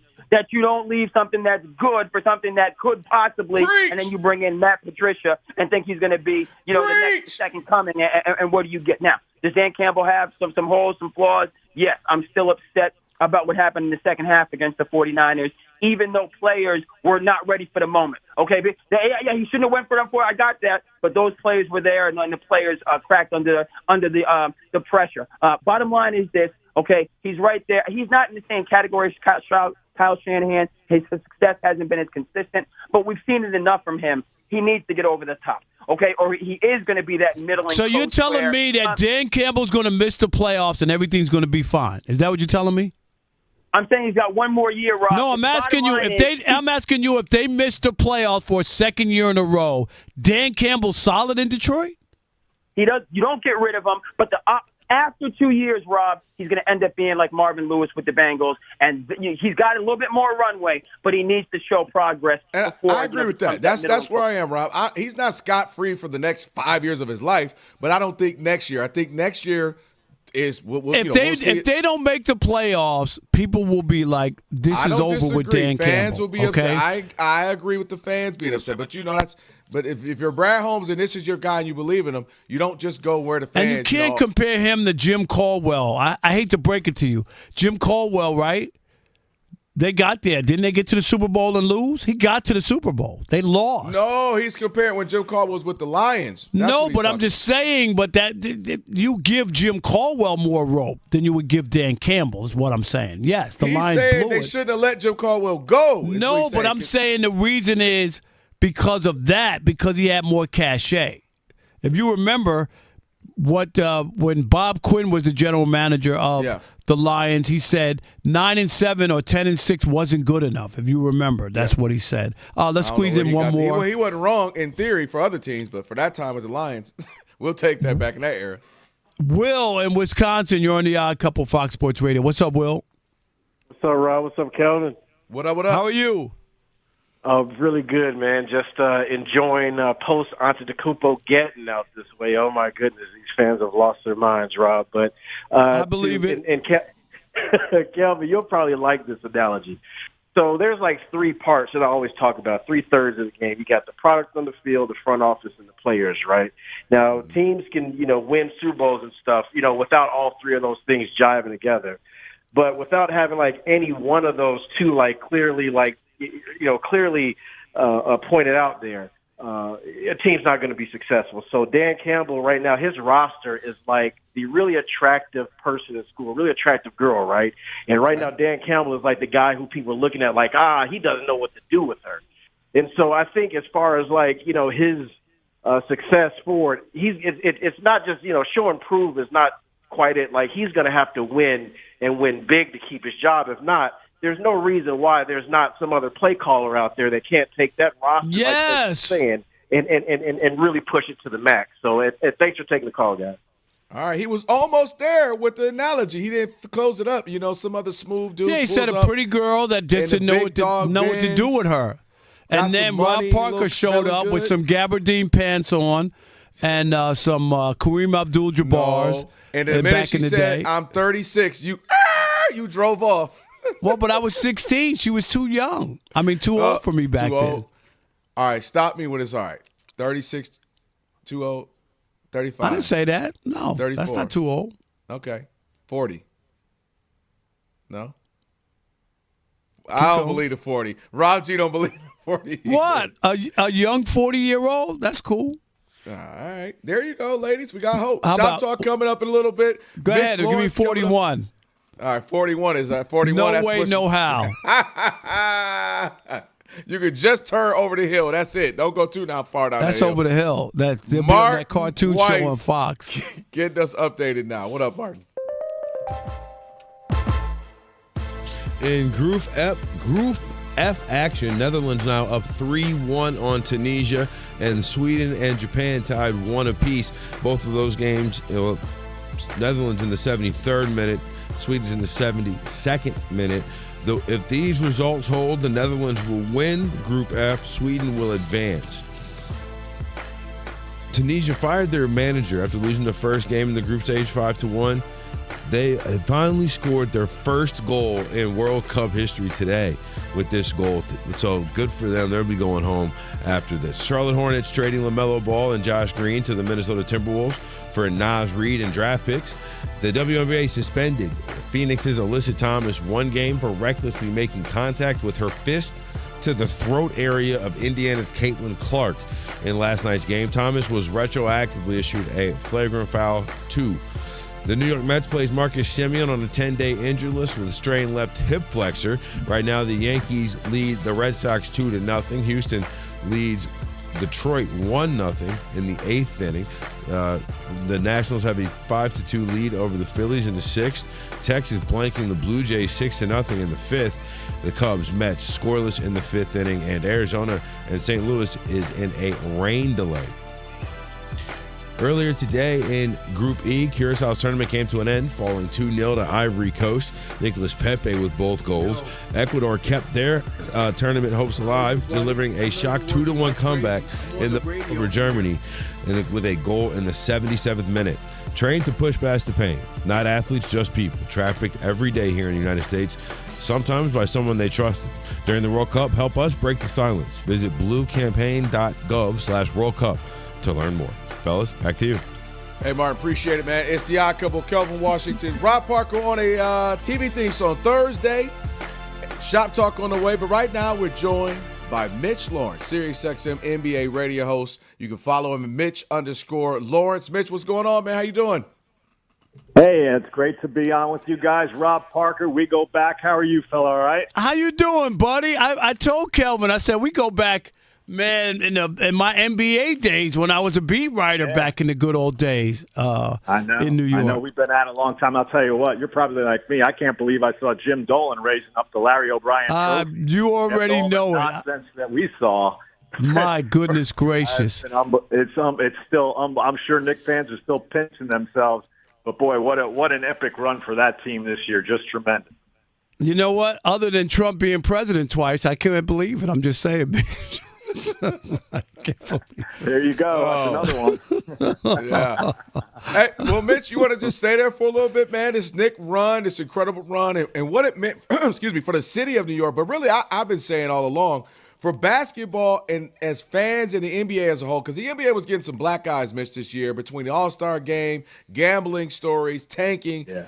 I think I've said the Knicks winning the championship saved the NBA season.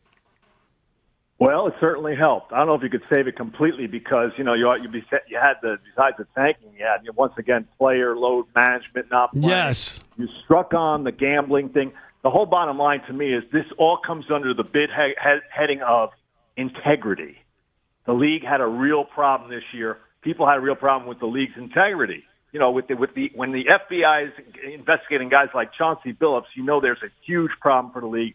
And that was on the second day of the season after the opener, and it went downhill from there. And, it was just bad. But, look, the Knicks did help a lot.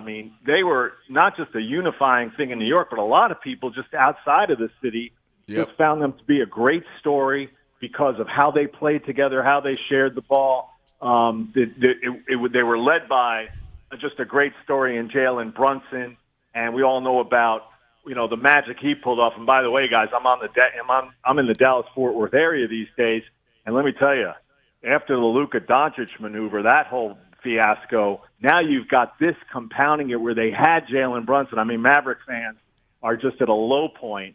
But, yeah, the Knicks were just a great, great story for, and they're not – I don't think they're a generational team. I don't see them being obviously a dynasty team. I think there are a lot of teams in the East that feel like, all right, we can win this now. We'll go up against the Knicks. They'll be formidable next year, but we got ourselves a chance.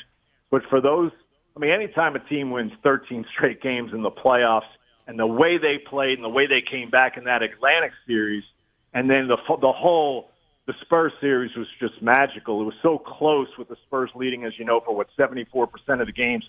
But the epic 29-point comeback, and then the Game 5, the closeout game with the Knicks again closing out another series on the road. That's just one of those, that's for one for the ages. I don't think it's the greatest New York team. I've been pretty steadfast in that. I still think the 70 team with Willis Reed, the team's only MVP that year, and the road they had to go through versus the really easy road this team went through. All right, we're talking about two different eras, whatever.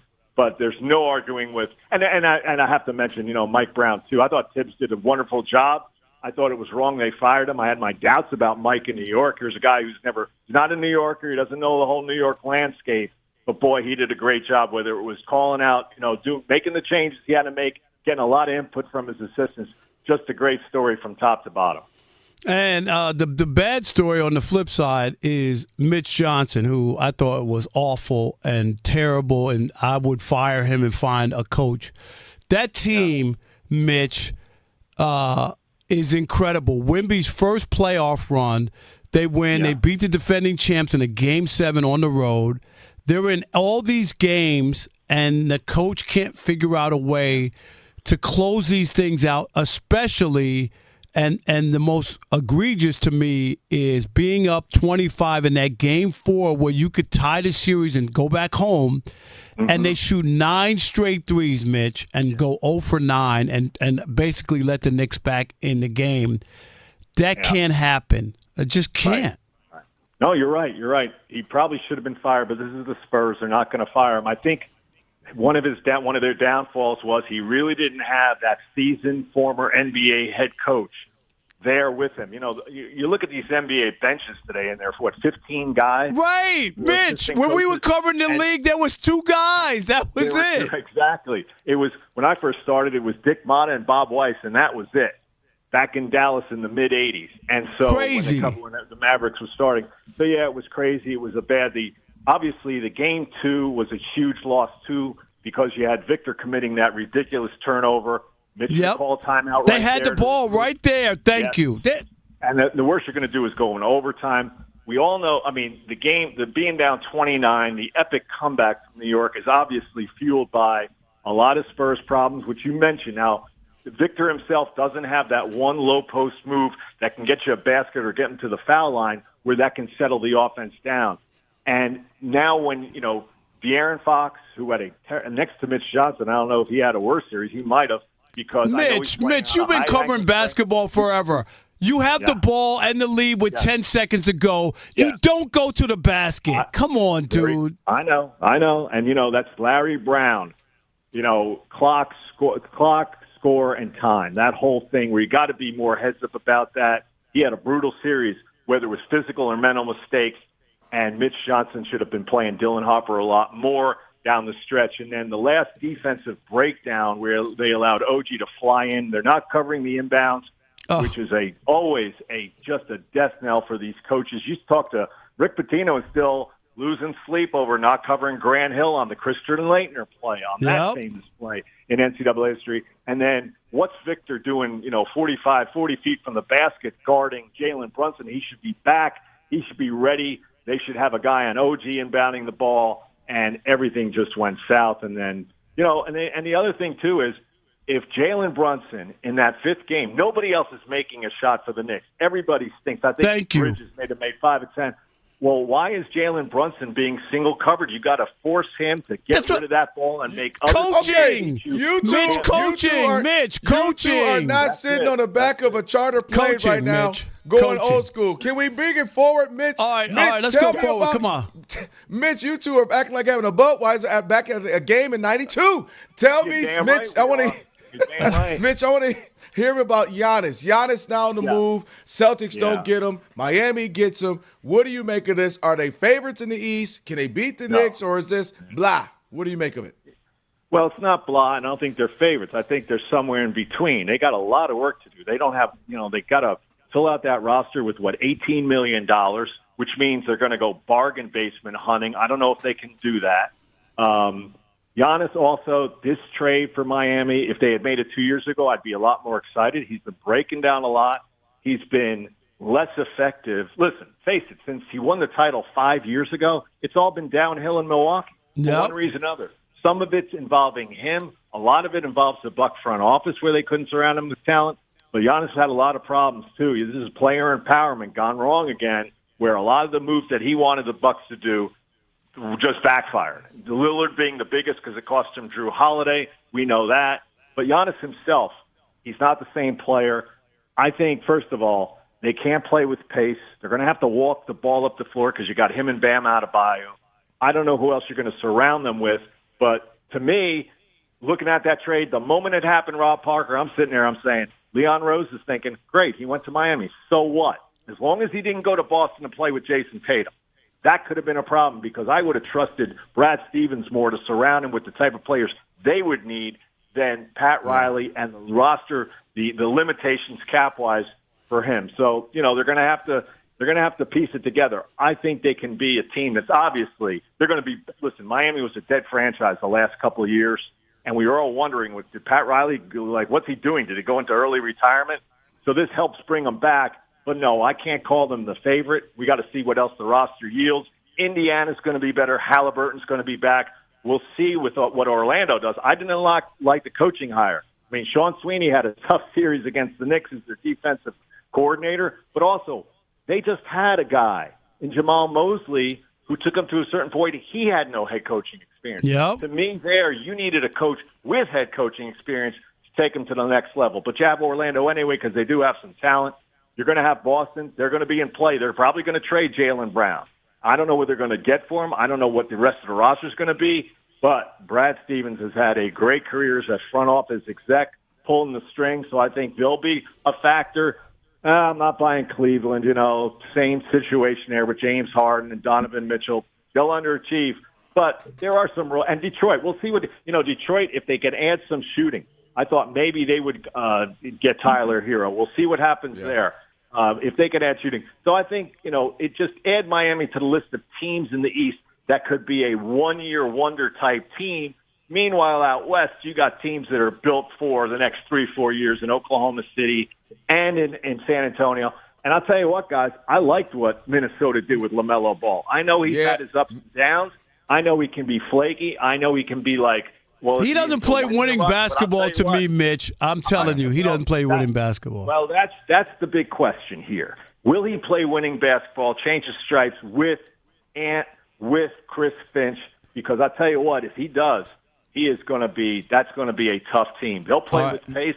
They're going to run up and down the court, and then you got Denver too. And I know they have to do a lot of work. Mitch, man, I wish we're up against. We're gonna bring you back, Mitch. We'll get you back on. We gotta run. All right, thank you, Mitch. Mitch Lawrence, my man. Absolutely, give him a follow, Rob Mitch Parker, _Lawrence. it. Always the best. Stay in touch, guys. I love this. Thanks. Yep. Thank you. No doubt, Thanks. man. Mitch Appreciate _Lawrence, give him a follow. Shop Talk, man. Y'all, I already know y'all was tearing bars down. And you know another thing, let me tell you about this. Now, can we get another round? No, we back in the world. right, but back in the 90s, you know what I mean. That's a long already time know. ago. All right, Shop Talk next. My goodness, Fox Sports Radio.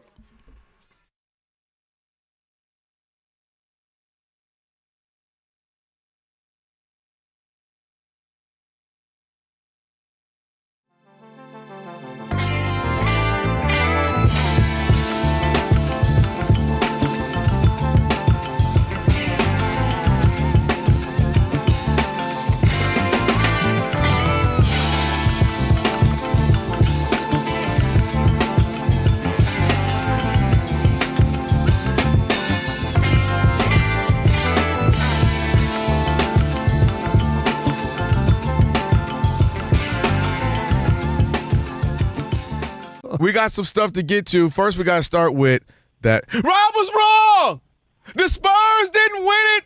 We ain't ready for Wemby. you talking about something that happened 2 weeks ago? Because you know you were away from me. 2 weeks ago. Antonio, he'll be sitting in the garage with baby oil waiting on me to get back. Everybody listening knows this, including AD. That's right. You said they wouldn't win another game, the Knicks. They won 3 straight. The Spurs lost 3 games by a total of 6 points.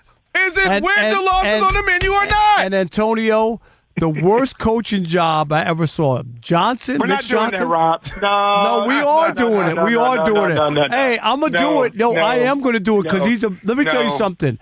I watched that game, and then your senior statesman, he doesn't even know how to play basketball. You have the lead and the ball with 10 seconds to go when you go to the basket, Antonio. That's basketball? I assume you're talking about De'Aaron Fox. Yes, terrible. Yep. And then he followed that up with 3 for 15 in the closeout game. Yeah, my thing is, it's very difficult for me to come down on Miss Johnson. Very difficult.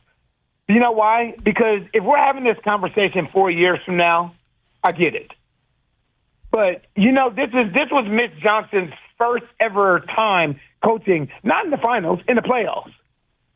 Period. Does that mean what?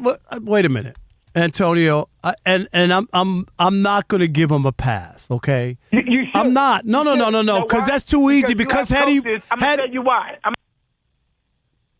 Conversation last week. Go ahead, I'm listening. What'd you do, Rob? Just because you ain't agree, you ain't have to hang up on him. He hung up on me because he knew what was coming. Hang up! Here we go. Hang up on him. Hang up on him. You need to get that clip. Hang up. Now you Where's that clip? Where's that clip? We need that clip. Now you done hung up on AD just because he disagreed with you. Where's that clip? We need that clip. All he was doing was telling you what I said, experience. It ain't got nothing to do with experience. It's his first go at it, Rob. It don't have nothing to do with experience when you have a player, okay, just give me this. Okay. And you can say whatever you want. Okay. They were 10 seconds away from winning both games at Madison Square Garden and tying that series. And it was a 28-year-old guard, not a kid, who didn't know how to finish the game. Is that not true? Yes. Who doesn't have that? De'Aaron De'Aaron Fox only has one playoff appearance before this. It ain't about playoffs. It's about basketball. It's not about playoffs. It is about playoffs. No, it literally is. No, it ain't. No, it's not. Yes, it is. No, it ain't. Yes, it is. No, it ain't. We had this conversation. It's basketball. Stop it. Don't give them an excuse. Come on. You know what, Rob? Look, I told Kelvin this last week. Eric Spoelstra made a ton of mistakes his first time coaching in the NBA Finals, to the point where he admitted it publicly and said, you know what, when the season was over, he went back and watched film at how many mistakes he made. We watched Greg Popovich remove Tim Duncan from the game at the end of the game so Miami could get that rebound and hit that shot. I watched Steve Kerr give up a 3-1 lead to LeBron, and these are after guys that actually won NBA titles. But that doesn't mean that. No one's saying that people don't make mistakes or have bad coaching jobs. I said it here last year when Tibbs When the Knicks didn't win last year, I said Tibbs should be fired. Everybody said, no. Let me make my point. Everybody made the case. Why? Why does Tibbs? Because Kelvin's point was he got them further than any other team had gotten them in 25 years, and I said it wasn't good enough. Okay, that makes sense. But the difference is, again, I'm going to say what I just said about Mitch Johnson a minute ago. If we're having this conversation 5 years from now, that makes sense. This wasn't Tibbs' first rodeo. This wasn't his first rodeo. Can I give you Antonio? Can I give you Rick Carlisle took the Pistons to the second round of the playoffs. Larry Brown became available, and what did the Pistons do to Rick Carlisle, who wound up going on to win a championship? Okay, I get it. Okay, so it's not. Wait a minute. Let me just make my point, and then I'll hear you. Is that you can make a change if you think that you can get there with another coach who can get you to where you need to go. If I look back at that series and say I lost the last 3 games by a total of 6 points, I had a point guard who didn't know what to do at the end of the game after he got the steal with 10 seconds to go and the lead. And I had a 25-point lead, and my team shot 9 straight threes with a 25-point lead. You can't tell me I can't find a better coach. I don't care what you say. Here's the thing that's interesting about what you just said. Everything you just said, Rob, happened in between the 4 lines.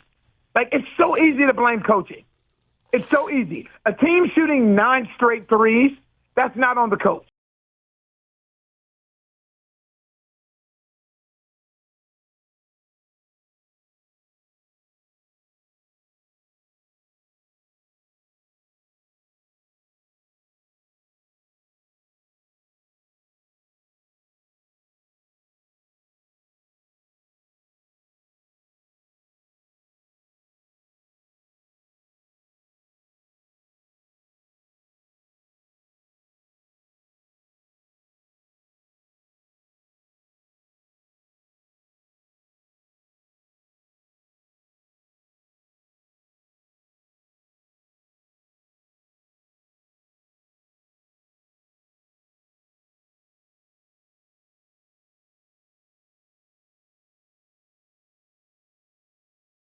This is Rob Parker doing the break, and I'll be like, yeah, I've got a break. And then the guest this happens once a week. The guest will go, and hey, blah, blah, blah, blah, blah. And they'll say something quickly. And then you go, yeah, I know, Mitch. Like, why wouldn't they pass it to? LaMelo Ball. It's just, I don't think are we breaking or not, Rob? We broke. Our water broke. Oh, boy. Oh, whoa, that's don't do that. Me and Rob G have PTSD. Hey, yo. Don't start doing that right now. We were supposed to do shop talk, but we got like a minute and a half, Rob G. We don't have enough time, right? Rob G, you blew it. You blew it. I blew it. I blew it. I told him the same thing, Rob. I said you blew it. You blew it. As a producer. What was so funny is that we've been told for like 72 hours now, the NBA Finals is old news. We don't need to talk about it. And they did 7.5 minutes talking about the NBA Finals. Be quiet. Uh-huh. So it's not just me? Okay. Because I was thinking the same thing. It is old news. It wasn't my fault. Mitch brought it up. I didn't bring it up. No. Speaking of Mitch, you went back to Mick Johnson. Don't nobody want to talk about Mitch Johnson. Ain't nobody. Mitch Johnson don't even want to talk about Ain't nobody got time for that. How haunted. Rob G, what are we going to hear more about? The Lions losing to the Commanders, the Chiefs not making the postseason, or De'Aaron Fox blowing that layup that he should have never took? Oh, dude, that's a tough question. The problem you have, Kelvin, is I'm so right on so many things. There's just not enough time to get them all. Okay, that's the problem that you have. You know why you're mad about one every once in a blue moon, and then that's the one you're trying to make yourself feel good about. I hate to break it to you. No, you over here. That's why you mad about De'Aaron Fox, because I won, because I told you the Knicks were going to beat the Spurs. Yeah, all that lack of experience. Spurs lost the last I tried to tell you. Matter of fact, I'm about to order some wings with your wing money you sent me right now.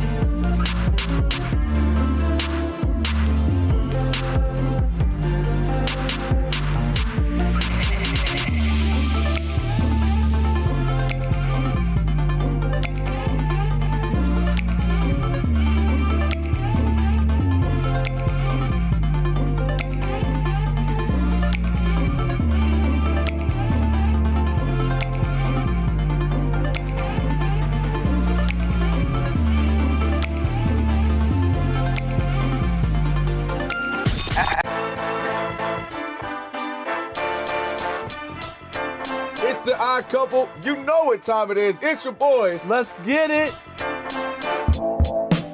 The Odd Couple is fun. Check. And informative. Check. What's up, America? You want to talk sports with 1.5 of the best-looking guys in the game? That game was incredible. You are wrong. You'll be king of the water cooler.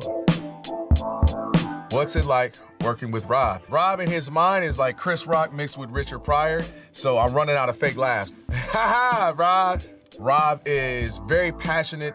Son, you ain't ready for this. I don't have BS in my game. I'm straightforward. I'm honest. You say Brady's the greatest quarterback of all time, but Eli Manning beat him twice. And of course, it doesn't hurt that I'm right most of the time. Kelvin is the nice guy, wants to make everybody feel warm and fuzzy. You done? Let me tell you the truth. I bring the energy, a youthful energy. Rob's not gonna see this, is he? And I bring an honest opinion. Michael Jordan, I can't take it anymore. I need a break. I'm gonna go play baseball. Trash Talking Tuesday is the best. It's a great opportunity for folks to call in and they get to trash whomever. Who you trashing, Roger? I'm trashing LeBron James and Michael Jordan. Oh, okay. They can't even hold Wilt Chamberlain's shoes. Stop talking about the king like that. It's a new era. Let LeBron be the best, please. I only recognize one king in the United States, and that's Burger King. The connection with the Odd Couple audience is incredible. We really invite them in. And they can relate, whether it be things about our own personal lives or our takes on sports. Love you guys. You guys are killing it. Hey, we appreciate you. Thank you for rocking with your boys. They feel like it's just my guys, just my friends, and they join right in on the show. We talk with the listeners, not at them. Obviously, you can listen to us live, but you can still check out the podcast. You can check out our YouTube. You can check us out on social media. So in any way you want to get it, you can get it. Yes. There's some yelling. It is some hot takes. It's a whole lot of fun. I'll give you that. It is fun. I agree. Begrudgingly. The Odd Couple. Sports talk that's too good and too fun.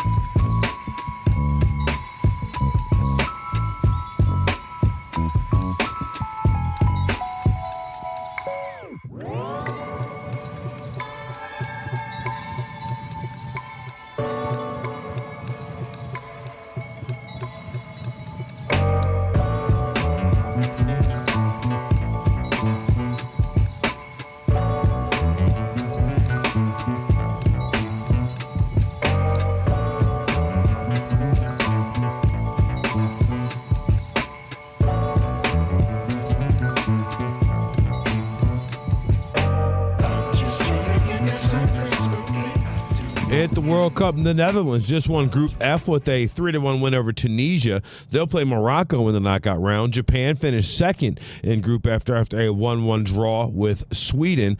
They'll play Brazil. Sweden, one of the best third-place teams in pool play. Not sure who they'll play yet, but they are through. It's now locked. The United States will play Bosnia in the round of 32. In Group E, Curacao sent home after Ivory Coast beat them 2-0. Ecuador advanced to the round of 32 after a 2-1 2-1 win over Germany. That goal was in the 77th minute, the game winner. Germany was already qualified for knockout play. Charlotte Hornets trading LaMelo Ball and Josh Green to the Timberwolves for Naz Reid and draft picks.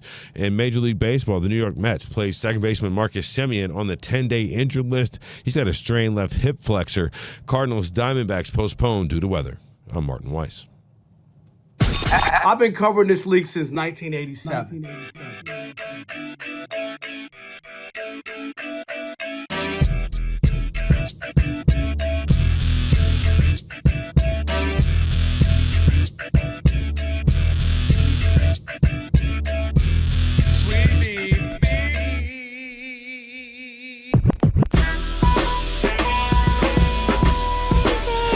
Can this sports writer and this sports fan share a radio show without driving each other crazy? Now, live from the Fox Sports Radio studios, here's Fox Sports Radio's Odd Couple, Rob Parker and Kelvin Washington. Our number three on a TV theme song Thursday. It is the Odd Couple, Rob Parker, Kelvin Washington, here on Fox Sports Radio. Kevin! And the excitement of FIFA World Cup is now streaming live on Fox One, the official English streaming platform to catch every unforgettable moment. Fox Sports brings the action straight to your screen so you never miss a goal. Download Fox One and experience the FIFA World Cup live. Also, don't forget, check us out on our YouTube channel and just search Odd Couple FSR on YouTube and hit that subscribe button. After you get that done, hit the thumbs up icon and comment away. Let us know if you agree with me or Kelvin and all that. And then again, just search Odd Couple FSR and subscribe. Don't forget, coming up in about 28 minutes, we have a Foul Affair with J.R. Gamble from MLBBro.com. He's the managing editor. We'll do that. And, of course, Last Call. So all that and much more coming up in this hour number 3. And Rob G., Caitlin Clark, my goodness gracious. What is going on? I just heard the promo for Covino and Rich. Covino and Rich talking about that they left her. I didn't even know this. They left her off the 30th anniversary of the WNBA poster. Yeah, well, we know you never miss WNBA action, Rob. So I'm surprised. I don't. That's how I missed it, because I did not know that there was a poster. But I'm just, wow, they left her off, huh? Well, they left a lot of good players off if they want to play that game. Like Diana Taurasi's not in it. Cheryl Swoops wasn't in it. A bunch of How dare you come on here and start making sense? I'm just saying, man. I'm so right I can't turn left. But that wasn't even the big story. How was Cheryl Swoops, though, not on there? She won. Didn't she win with the Comets? The Comets, yeah.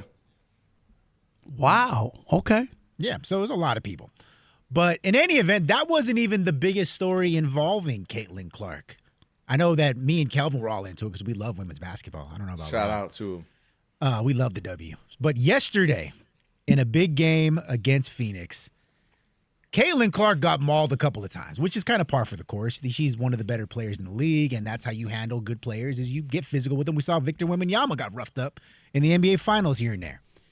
Well, there were 2 plays that really drew the ire of their head coach, Stephanie White. One of them being where Alyssa Thomas, during a loose ball scrum, appeared to push her fist into Caitlin Clark's neck. Now, when you did it in real time, it didn't look too bad, but in slow-mo, it looked horrible.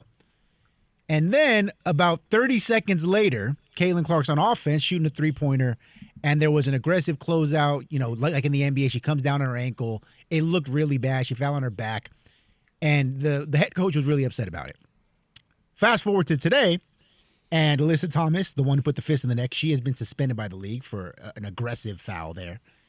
And more than anything, the discourse surrounding Caitlin Clark and how she's being treated by her WNBA peers has really gone off the rails once again. Most notably by Boomer Esiason. Take a listen to what he had to say about the situation. If I were Caitlin Clark, I would seriously consider going to play overseas somewhere and get the royal treatment and get real money. From the Saudis? From somewhere. I mean, there's She international. can't go to the Saudis. Well, she can't go to the Russians either, as we saw that, Brittany Griner got stuck there.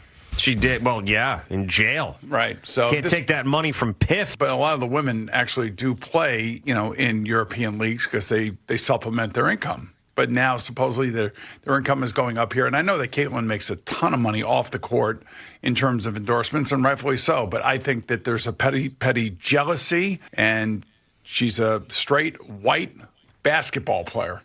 And she is not being treated with any sort of respect whatsoever. What a shocker, Boomer Esiason.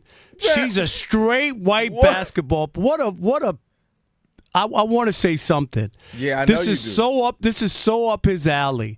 And despite all the money that she's making and all this other stuff, he's gonna throw out her sexuality. Hey, Boomer, why don't you name all the non-straight players in the WNBA that you just wanted to talk about? He is the worst of the worst. Boomer, if you thought he was a bad quarterback, he's a terrible talk show host. All he does is push narratives that he feels good about or that he feels great. This whole idea, the idea that she's making way more money than everybody else, but she should take her ball and go somewhere else. But did he have an example of where she could go? No, he didn't have an example because there's nowhere to go, considering all the money that she makes. And not to mention, Rob, the reason why I told Rob G, I said, make sure we add that, was because this is a problem. This is exactly the problem with Caitlin Clark, and why sometimes I feel bad for her in the sense of she's just out there trying to hoop, but it's people like him who act, well, she's straight, white, female, as if she needs to be protected or should be honored or we should all bow down to her. Is she the only straight white basketball player playing in the WNBA? Sabrina Ionescu, who is in the league, and you could argue is better. You got other players as well. I just don't understand. Like, what are we doing here? Kelsey Plum has been playing better. Now, she's out now with some injuries. But my point is, Boomer is a typical guy who, when they turn a certain age, they think they can say whatever they want and do all that stuff. Boomer's going to wind up like so many of the other guys just like him, because this is what happens to guys when they get a certain age and they feel they're untouchable, and that's where Boomer is right now. He's playing that. Yeah, and that's my biggest issue, and this is the issue I have with the whole Caitlin Clark conversations we have. It is she came at the wrong era for where we are in life. Everything is divisive. Everything is all, so much division. You can't, like, Angel Reese can't have a good game now. Because the things you see on social media from all the bros, she can't do this. How many layups she made? Everything is that now, right? Where she's straight white and a player. She should. What are we talking about? Did you hear what he said? I heard it, and that's why I said on WFAN in New York. He's the same guy who thinks all the Knicks should go to Donald Trump and bow down to him. He's the same guy who attacked Abdul Carter. Abdul Carter and back, of course, when Colin Kaepernick was kneeling, it was the worst thing in the world. And then your quarterback goes to the most divisive president. Speech, and what's exactly, the issue? And he's on there with free speech. He didn't tell the team. The team didn't know till 30 minutes before. Thank you. He didn't talk about any of that. No, because he left all that stuff out. That's what Boomer Esiason is terrible. That's why they got rid of him at CBS. He's terrible. And that's the guy who continues to do this stuff. I don't know how. And then, of course, his partner's just a minor bird, so he's not going to push back on Boomer. It's awful radio. I can't believe that in this city, what does he call the mayor? Because the mayor's not a white guy who's 60 years old or whatever that and doesn't have the last name Cuomo. He calls him, what does he call him? What's the term? I probably don't want to know. I'll come up with it, but you know what I mean. Like something's wrong with him too because he's a different cat. So to get off of him, because forget him. I ain't even thinking about him. I only brought that up to say it's that type of sentiment that makes this where every other play, every other game is divisive. It's all the bros and the men and women are the problem. All that going on right now because Caitlin Clark is a really good player in the WNBA. That's it. She's a really good player. She's not the best, probably not even the top 8 or 10 right now. There are other people who are better. And I mean, if you watch the games, the reason the league is where it is, you could kid yourself all you want. like the reason that they got the new CBA and the numbers. The WNBA been around forever, Kelvin, and you can talk about how great these other people are. No, I'm not knocking her importance. But what I'm saying is those numbers were nowhere. I'm sorry, they weren't making no Rob, money. I don't disagree with that. But what are you supposed to do now when you play the game? And I'm playing to win, and I foul somebody hard, or I'm checking somebody. I'm not talking about that, but right, I'm talking about them trying to. No. Caitlin Clark. Let me explain. Caitlin Clark's incredible. She was a phenom in college that led to the WNBA. She deserves all the accolades that are coming her way. She's talented. But what I'm saying is now, third year in, coming off an injury, she's still got stuff to prove. She hadn't been, she's not one of the best players, and they're acting as if she's supposed to get treatment like the top 3 player, and she's not that.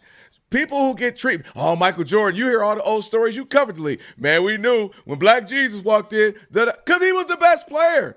Magic and Bird, they were the best players. She's not even the best, and everybody's supposed to worship her and bow down. She goes and she plays hard. She talks smack. She gets in people's faces. I don't mind it. I love it. That's what we say we want in our sport. Passion, competition, toughness. And I go out there and play it dag near more than the men lately, and we have issues with it. And my whole point is it happens. Rob G, you brought up a great point. Wembanyama is the next big thing in the NBA. They rough him up a little bit. It happens when you're the guy. Steph Curry, MVP 2 times in a row, running around. What do they say? They rough him up a little bit. It's a part of the game, and it gets old, the narrative that they're just beating her up and they're jealous. Well, no, she's a really good player in the league. We're trying to beat. She's chippy, I'm chippy. We're competing. And so if every time, Rob, she gets fouled. No, because she's white and straight. That's why. And we all need to bow down. Did you get that script from Fox News? Where'd that come from? Was that Outkick? Right. Did they write that script for Boomer? Talk about. Can you at least hide it a little bit? I'm surprised he even said it, because at least she ain't blonde, so maybe he's like, if only she were blonde. But you got people like Asia Wilson. We already know how it's not even close. She's the best player in the league. And then you got Nafisa Collier. You got Breonna Stewart, been multiple MVPs. You got Alyssa Thompson, who is rough. Don't get it twisted. Alyssa Thompson be elbowing, beating people up. She's rough out there in the streets, and it ain't just Caitlin. You know how many times, Rob G, you know this, you with the W, how many times Alyssa Thompson gets involved in this stuff? Am I wrong? All the time. So it's not like, the only time I've ever elbowed, pushed somebody, roughed somebody up is Caitlin Clark. So that my whole point is simply, anytime she's fouled, anytime someone talks smack, it can't be that, they're only jealous of her, or that only, they need to worship the ground she walks on. Then what's the point of competing? Because I'm trying to beat Jordan, Bird, Steph, LeBron, Kobe, Shaq, Caitlin, Cheryl Swoops, Breonna Stewart. I'm trying to beat the best, right? I'm trying to win games. And they act like her team is some dominant force. They haven't won anything. They're, 8th in the league, I believe, right now? Like this. So I just don't understand why we're supposed to act like, you get 7th. I want to be fair. 7th, the middle of the pack in the WNBA, exactly in the middle there. So I just don't get what. She was fouled hard. Alyssa Thompson got suspended, as Rob G mentioned. So I don't get it. But the idea that she's just, they need to worship and this, and they're just all jealous, and she's a straight white talented girl.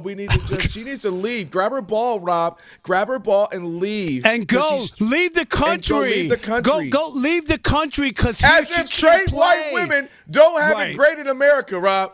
Leave. Even though, and then he even have to catch himself. Boomer was like, I sound ridiculous because she makes a gazillion dollars because they want to pay the straight white woman all the money to advertise every product. Yeah, Boomer, you forgot that part? That's the part you left out. He even had to mention it because it sounded so ridiculous. Why don't you go play in Saudi Arabia? Oh, no, you can't go there. Why don't you go play in... no, Russia, you can't go there. Yeah, go play in Russia. Oh, no, you can't go there. They put you in jail. Go play somewhere else. And leave your money, all your advertising dollars, leave it here when you go across the border. What a numbskull. Can you imagine saying that and being serious about it? Go take your ball and leave the country. Get your passport. Run. Go, run you, from here. Run from this place. It's so awful for you. Oh, my God. It's so awful. Can you imagine? You got to play in the WNBA with all these non-white straight women. How can you do it? It's so awful, my God. And you get paid $1 gazillion for advertising that no other woman gets. No other woman. But you got a problem. Are you kidding me? Rob, it's hard. It's hard for a straight white woman in America, man. Like, it's hard out here in these streets. So I just got to hop on, see if my passport's good and up to date so I can get up out of here because it's hard. Mind you, it's so hard. Ice Cube, an African-American man, offered her $5 million to come to the Big Three. It's hard out here, Rob. Oh, I got to leave. This is just man, Caitlin Clark, I said it earlier. I didn't get to finish the thought. I feel bad for her in the sense of the era in which she plays under certain, just where we are in this country, what I believe, the division that has come with the politics in which we're in, I'll say it that way, where now everything has to be either or. Pick one. Gotta hate you. Gotta love. I love Angel Reese, but I gotta hate you. Gotta hate her, but I gotta love you. Like, it's the weakest thing we're in. Everybody wants to be quick and clever, and the first one to get a snarky little comment out on social media. And that's where we are. Angel Reese is the worst. She's the terrible. She's that.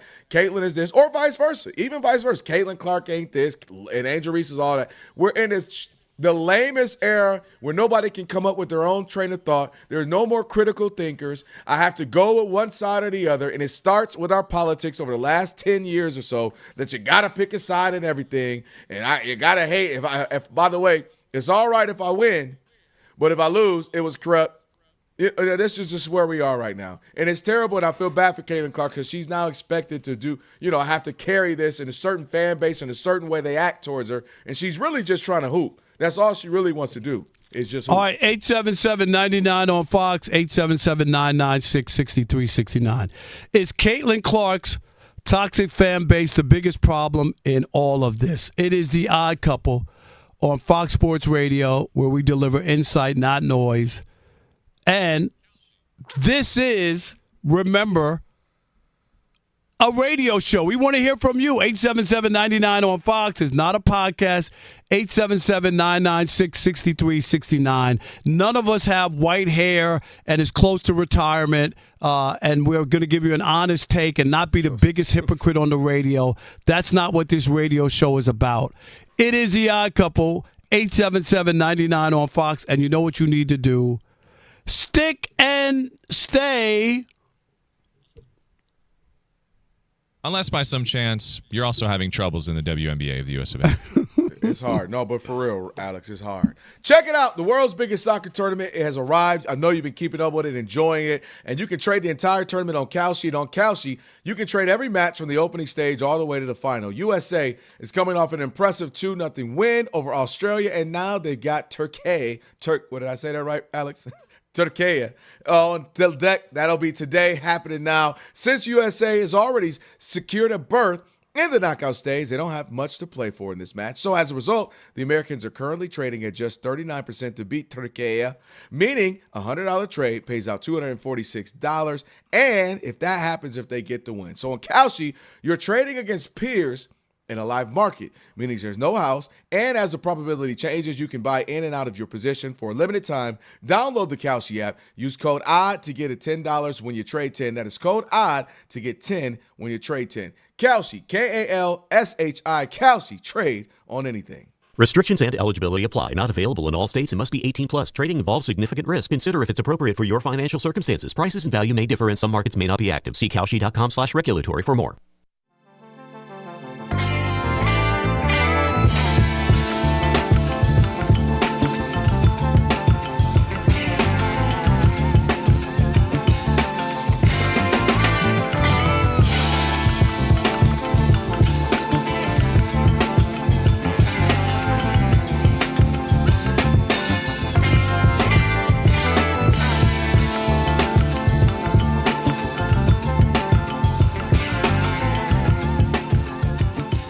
Let's get back to the big topic at hand. As you all know, my New York Knicks Our New York Knicks, the Go official New York, team go New York, go! of the Odd Couple, are the newly minted NBA champions. Jalen Brunson, Finals MVP, had a 45-piece there in the Game 5 clincher. Why are you regurgitating something that happened great. 3 weeks ago? So I just want to let you know that's what happened. It's 3 weeks And ago. the reason why it was a big deal is because Becky Hammon, you'll recall a few years ago, said the Knicks will never win an NBA championship with the 6'2" and under point guard. It never happened. Allen Iverson couldn't do it. Steve Nash couldn't do it.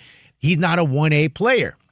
So now that they are officially NBA champions, and Jalen Brunson is a Finals MVP, Becky Hammon finally broke her silence to a small group of reporters on Tuesday. And here's what she said, quote, Jalen, all he did was prove history wrong. He proves he's an outlier. So you can put his name next to Steph Curry and Isaiah Thomas, and I thought he played brilliantly, especially down the stretch. I mean, he was that 1A dude. But apologize? I'm never going to apologize for having an opinion. That's what ESPN pays me for. I'm with Becky with the good hair. Hey, yo.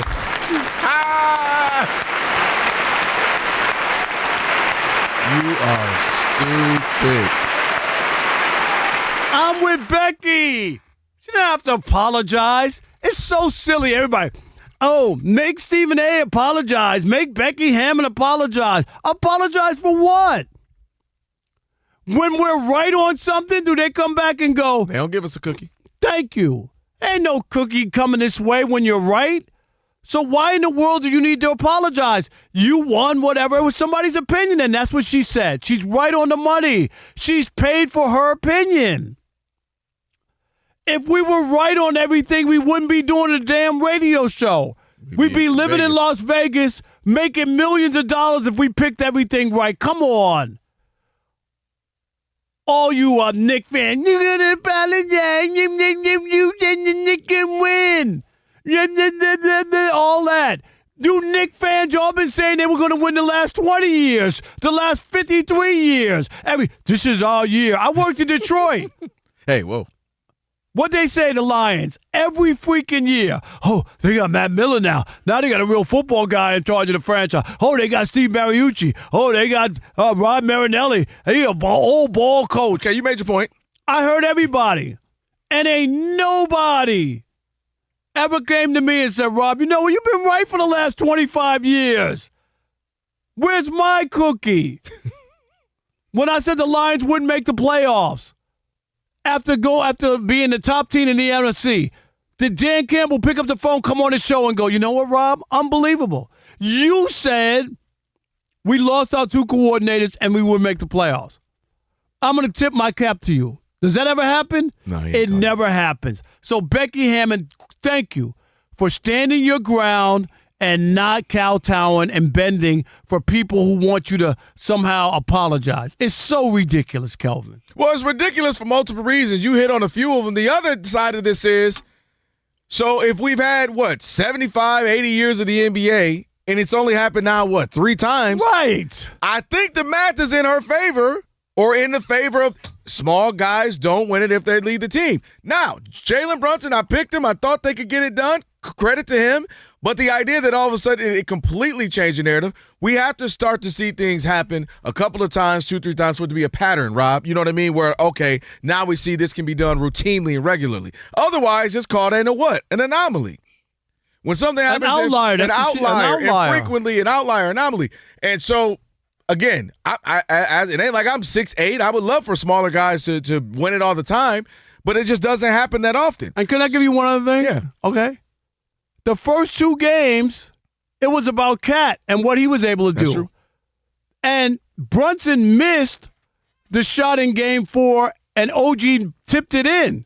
If that tipping doesn't go in, you don't have that same conversation. It would have been a 2-2 series going back to San Antonio. All I'm saying is, and I'm not taking anything away from how he played, but let's not get crazy, okay? Like he was very inefficient in I'm that. not gonna let you have that though, right? He was very I can't give you inefficient. that.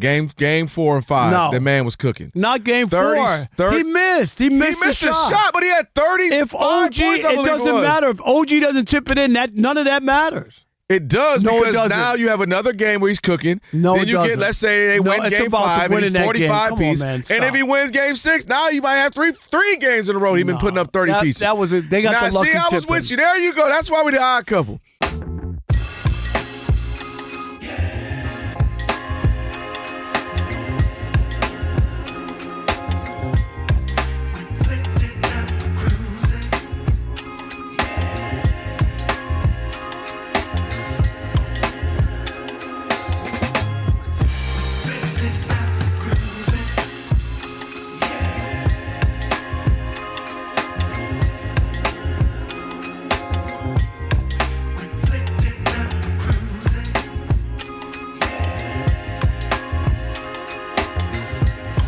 You might have lost me on this one, Alex. What's this? Oh, there we go.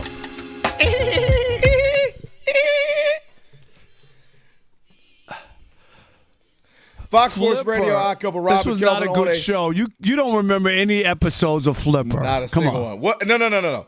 If you don't remember an episode, it wasn't good. That's for sure. Hey, for over 40 years, Tire Rack's been helping customers find the right tires for how, for what, and for where they drive.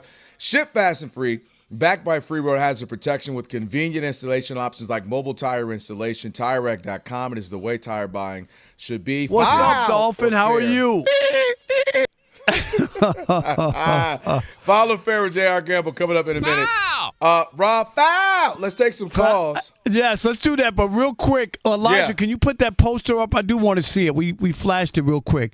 That Well, let me see. I WNBA. didn't Do see you it. I have looked it? down at the script. Cheryl Swoops is on there. Where? Where's Cheryl Right there in the Swoops? red in the middle up top. Okay, I was going to say, how is she not in there? Yeah. I'm trying to see it. I got it actually on my computer. Wow. I can see a little better here on my computer.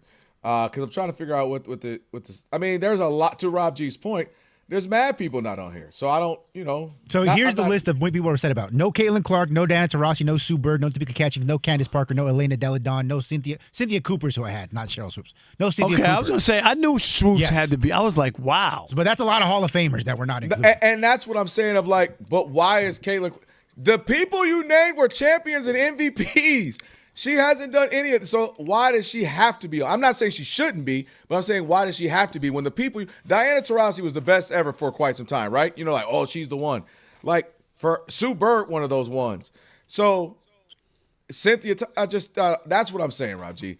She's been in the league. She didn't even play much last year. Yeah, This is but her third year. impact to that league is – you're kidding yourself if you don't think – where this league is and the new CBA that they got and the ratings that they got, that nobody, that league had been around for 30 years. In Detroit, nobody bought tickets. I'm telling you. I'm not disagreeing, but if that's them all I'm other saying. people ain't on the list, she ain't got to be on the list. That's all I'm saying. She's had a huge impact on that league. That's she all could I'm have saying. absolutely been in it, and I wouldn't have been mad. But what I'm saying is, it's not like she was excluded. It had or Angel Reese and Cameron Brink and some other people were on there, and she wasn't. Then I'd feel that. I'd feel like, okay, why are they on there, not her? I'd feel that. Sue Bird ain't on there.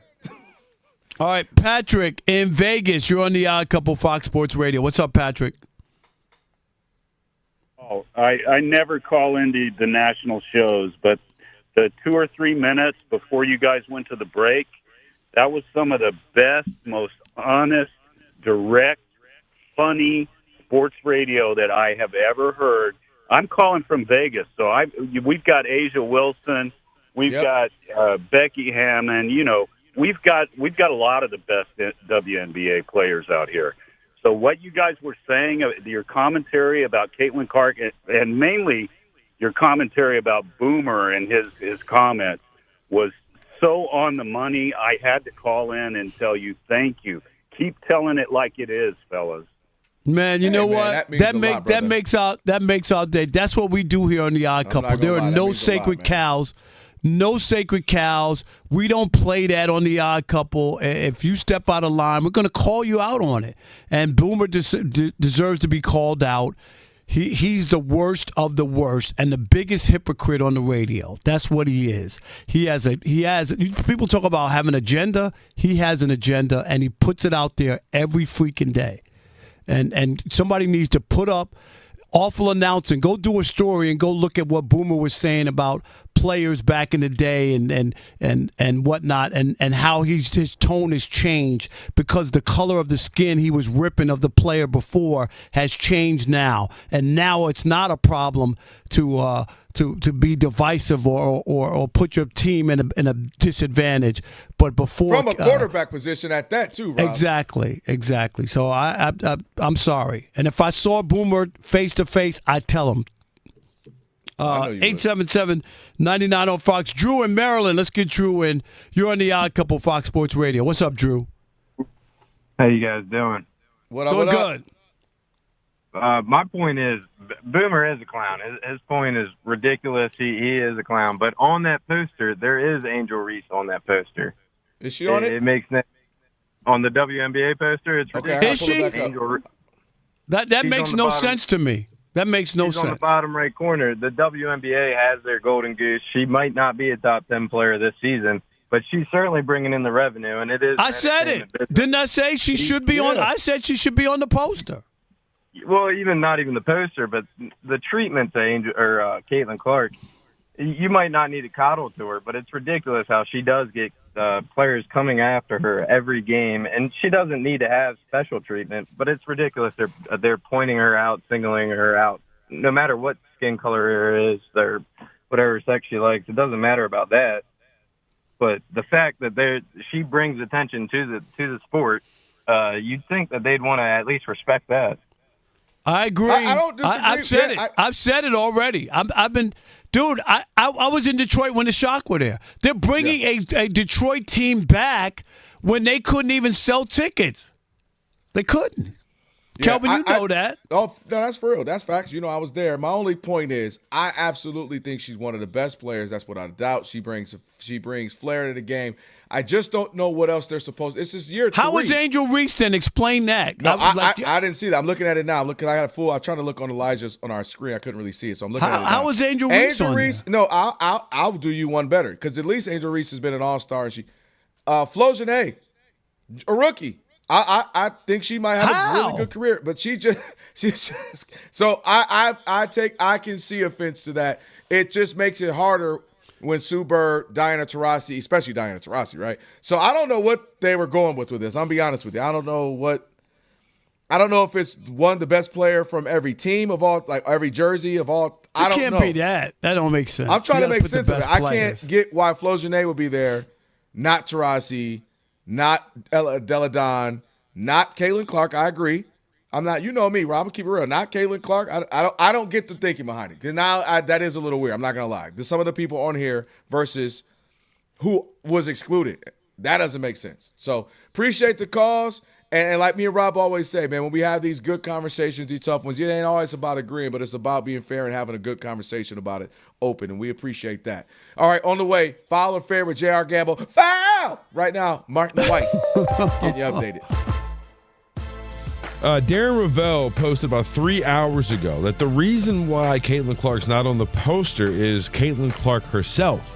She allows her license, and other than Nike, Clark only allows licensees like Windcraft, the maker of this picture, to use only her name and number, not her image or likeness.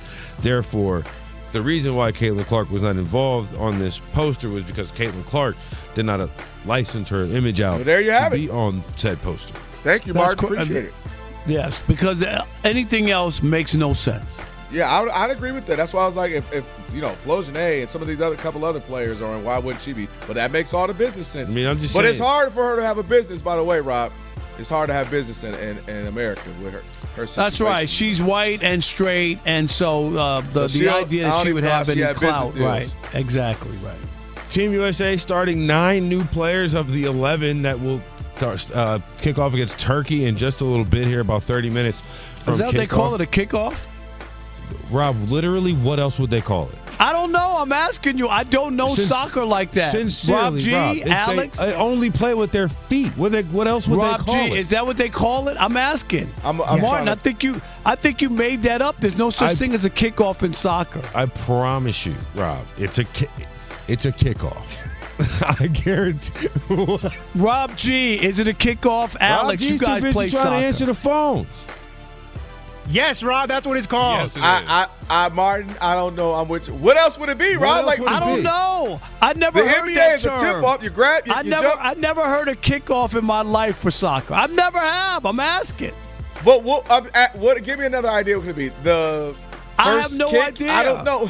Yeah. Pretend you're put on your detective hat and figure out what else could it possibly be, Ron. I would like to know your possible, just your other pitch. I'm curious. I never heard of it. I never heard that before.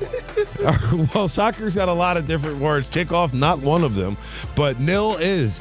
Ivory Coast beat Curacao 2-0, sending Curacao home. Ivory Coast with that win. Ecuador with a 2-1 win over Germany, a comeback win there. Ecuador safely advances to the round of 32. Germany was already in the knockout round. The Netherlands won Group F with a 3-1 win over Tunisia. They'll play Morocco in the knockout round. Japan second in Group F after a 1-1 draw with Sweden. They will play Brazil in the knockout round. Sweden, currently one of the best third-place teams in pool play. They are through as well to the knockout round. NBA, Charlotte Hornets trading LaMelo Ball and Josh Green to the Minnesota Timberwolves. They get back Naz Reid and some draft picks. The WNBA suspended Phoenix Alyssa Thomas one game for recklessly making contact with her fist to the throat area of Indiana's Caitlin Clark in last night's game. Thomas retroactively issued a flagrant foul too. The New York Mets play second baseman Marcus Semien on the 10-day injured list with a strained left hip flexor. In Major League Baseball, the Red Sox have come from behind now over the Yankees 4-3. That's in the 8th inning. The Phillies with a 7-5 lead over the Nationals in the 9th. Texas with a 6-3 lead over Toronto in the 9th inning. And the Mets and the Cubs tied 3 apiece in the 7th. Cardinals and Diamondbacks postponed. Rays beat the Royals 13-2. Pirates over the Mariners 5-1, and the A's beat the Giants in San Francisco 9-6. The excitement of FIFA World Cup is now streaming live on Fox 1, the official English streaming platform, to catch every unforgettable moment. Fox 1 brings the action straight to your screen so you never miss a goal. Download Fox 1 and experience the FIFA World Cup live. Rob Parker, if you download Fox 1, you'll see kickoff in about 25 minutes for Team USA. Back to you. Never heard of it. Never heard of it. Martin, appreciate you, man. Odd Couple on a TV theme song. Never heard of it. Let's get straight to it. Running low on time. Foul or fair with J.R. Gamble now.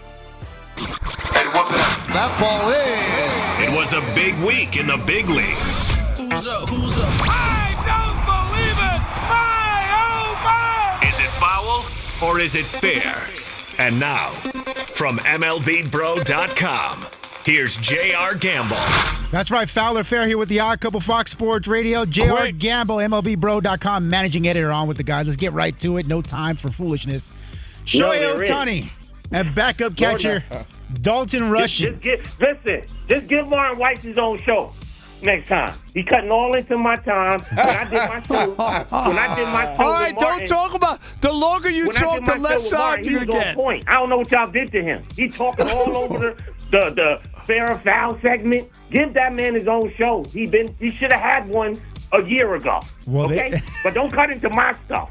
Ohtani and Rushing were so frustrated with each other in yesterday's game that Ohtani had to call his own pitches for half of his outing. And that's notable because when Will Smith's behind the plate, Ohtani's ERA, 0.74. With Dalton Rushing, it's a chubby 4.33. JR. You like that, chubby. I like that. Foul Yes. or fair to say Will Smith's injury with a reason Ohtani does not win the Cy Young? Love you, Martin. Foul. That is a foul ball. Ohtani won't win the Cy Young. But as Rob mentioned earlier, the number of innings pitched for one, he's not even in the top 10 in that. But when the numbers are going to be different with one catcher to the next, then yes, it's going to hurt his Cy Young chances. That's a significant difference of 4 runs when one guy's catching them and when Will Smith is catching them. So that means someone's helping him elevate his game and stay in sync. And baseball players, y'all guys know, especially pitchers, they're creatures of habit. So not having Smith definitely hurts the entire staff. Good catches are hard to come by, and it hurts his Cy Young chances for sure.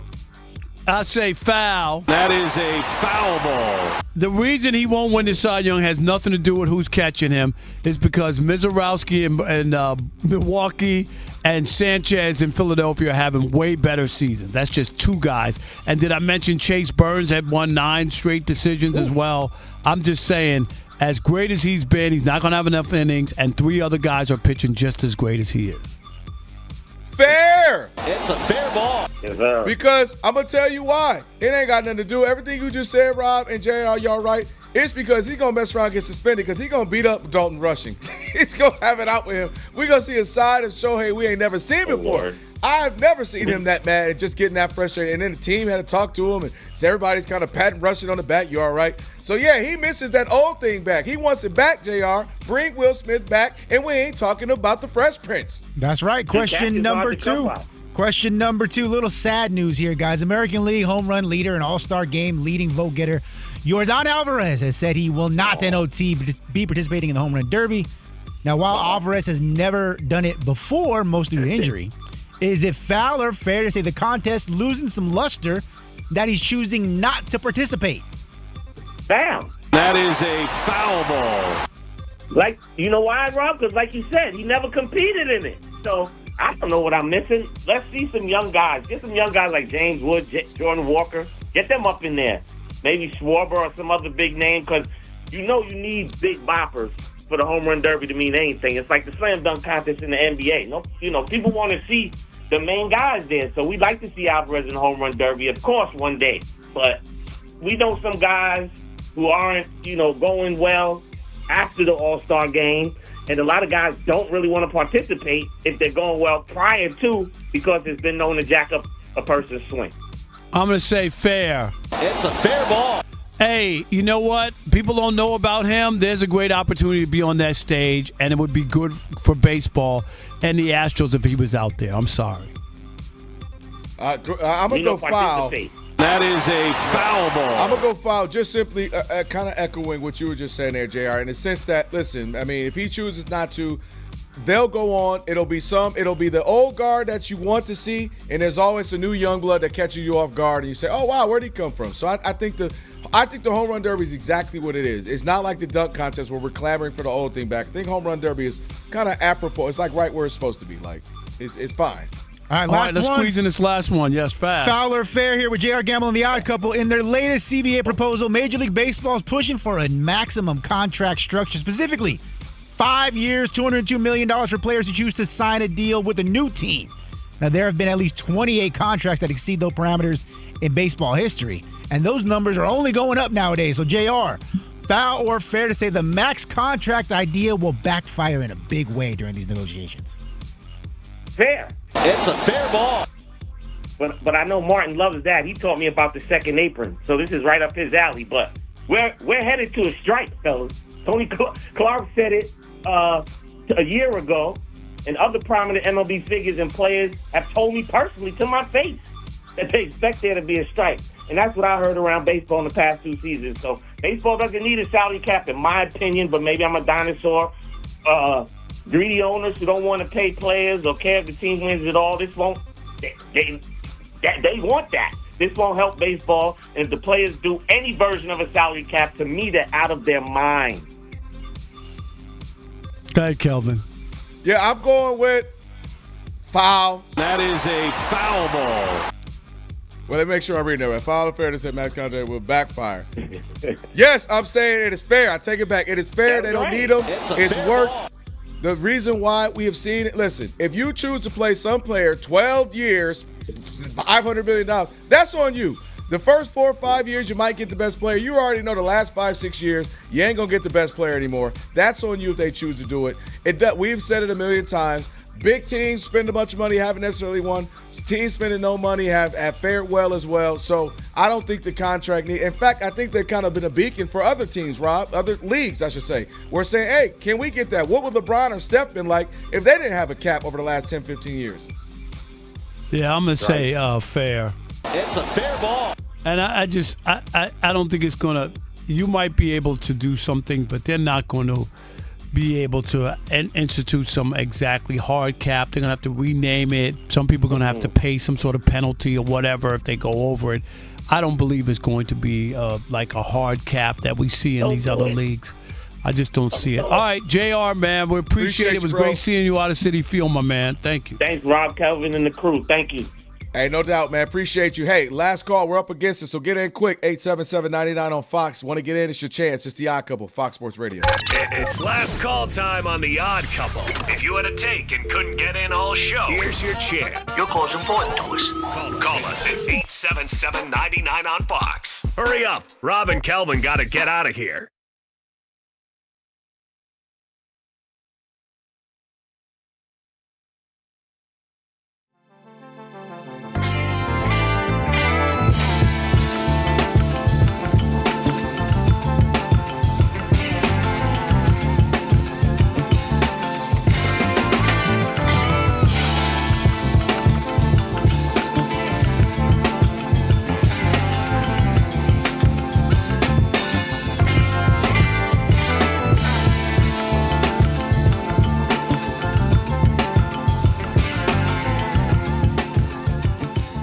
Dave McMenamin. That's my dog. Reported today Stupid. that sources close to Luka Doncic have told ESPN that he is in constant communication with the front office and that he is, without a doubt, top of his list this offseason looking for a, quote, A-list center.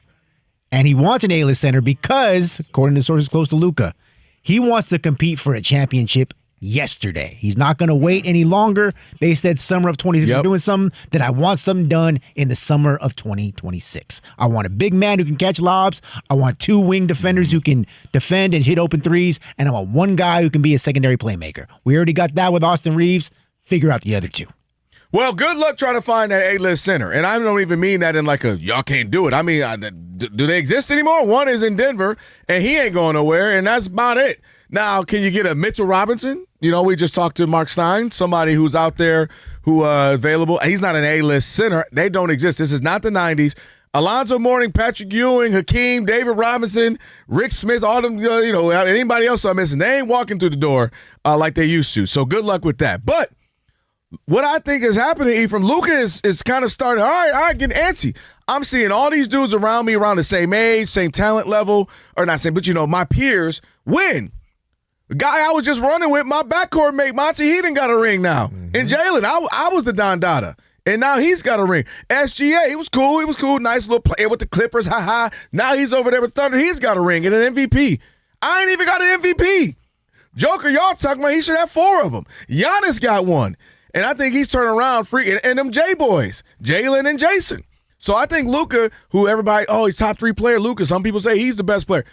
Luka has realized, all right, Lakers, all right, come on, let's go. Now, here's the thing.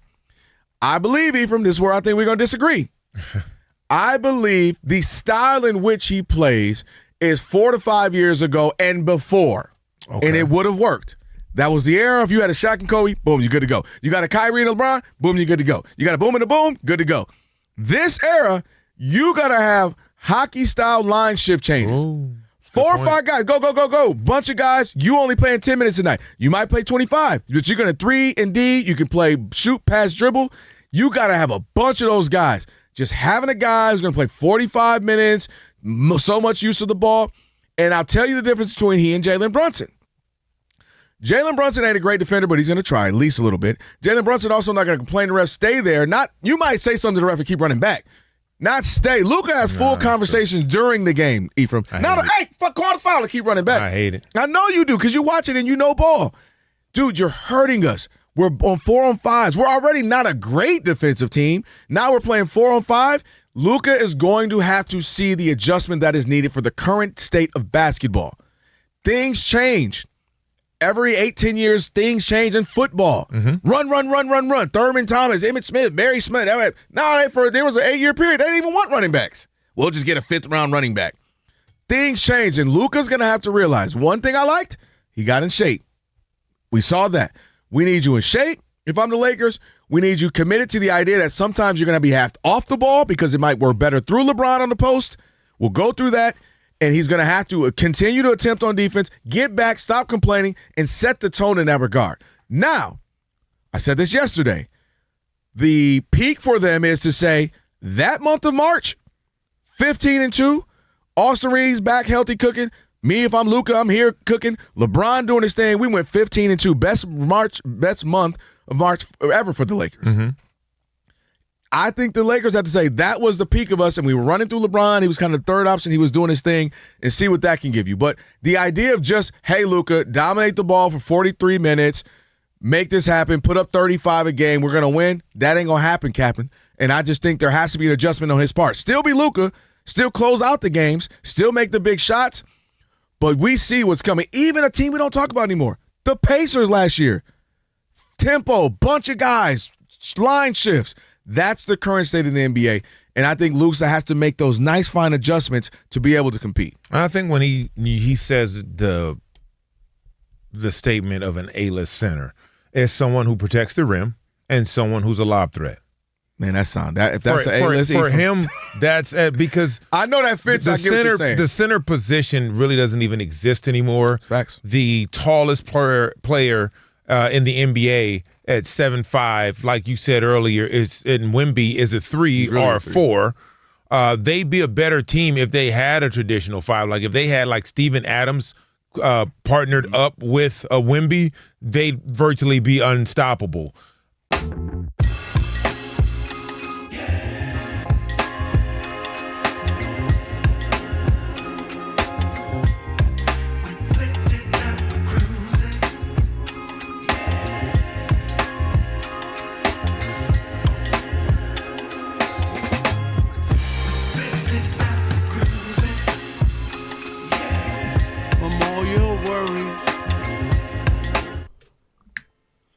Wouldn't you like to get up and booty doom ba doom boom?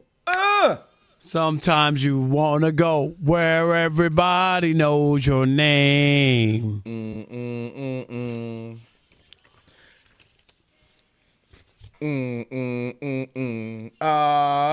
There you go.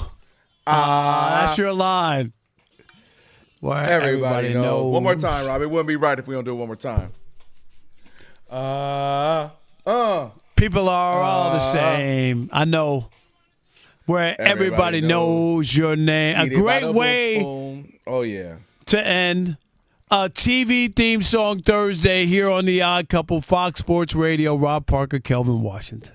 That's facts right there, man. Hey, great show. Appreciate everybody called in, chimed in, jumped in online. If you commented on YouTube or Twitter or whatever, man, we appreciate it as always. We really mean that. All right, let's get to it. It's now time for Last Call. This is the last call.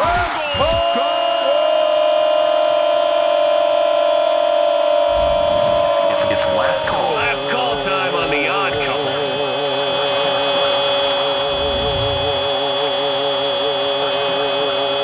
All right, how about Lexi? That's the best I can give you.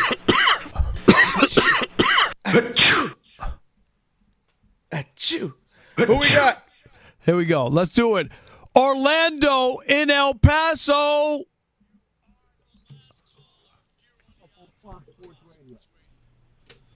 Hey guys, how you doing? Listen, I'm doing great. Touch base. Good. That's awesome. I've been called in a minute, man. It's been busy. Life's been busy, you know. That's okay. We appreciate you. Lifing. I miss you guys. Anyways, listen, man, I'm just gonna call about damn Boomer Esiason. You know, just being a damn boomer. I can't stand that guy, man. He has one of the most knucklehead takes I've ever seen. It's like these people just preach divisiveness. All he said was divisive behavior. The people want unity these days, but this is just divisive. Like, what does anything he had to say have to do with anything about Caitlin Clark? Like, all he did was point which he is, not anything. It doesn't put her on any Mount Rushmore of anything. I just think he's just a big knucklehead divisiveness. That's all he does. Thanks, guys. There you go. Spot on. I ain't going to hear no argument from me. No, I'm going to tell you why, Orlando. It's because it makes it easy. If I can divide y'all, then I know exactly where the audience is, right? I can speak directly to them. If I got a room full of critical thinkers and people who can think on their own and people who are, you can't pull the wool over their eyes, then it gets difficult to do that, right? But if I can just have it easy, white people do, black people do, women never do. It's just easy, right? Because everybody, it's terrible, and that's what we've gotten to with clickbait and social media, Orlando. That's just where we are. It's much easier to just say some wild, crazy stuff, and it'll get a response than to have an actual real train of thought that you actually put some thought into before you said it. All right, there you have it. Rob, I just threw up in my mouth thinking about Boomer Esiason. How's that? Let me get the bucket. All right, we're out of here. The Jason Smith Show with Mike Harmon is coming up next. I never miss your radio show. I never hear it, so I never miss it. Did you hear that?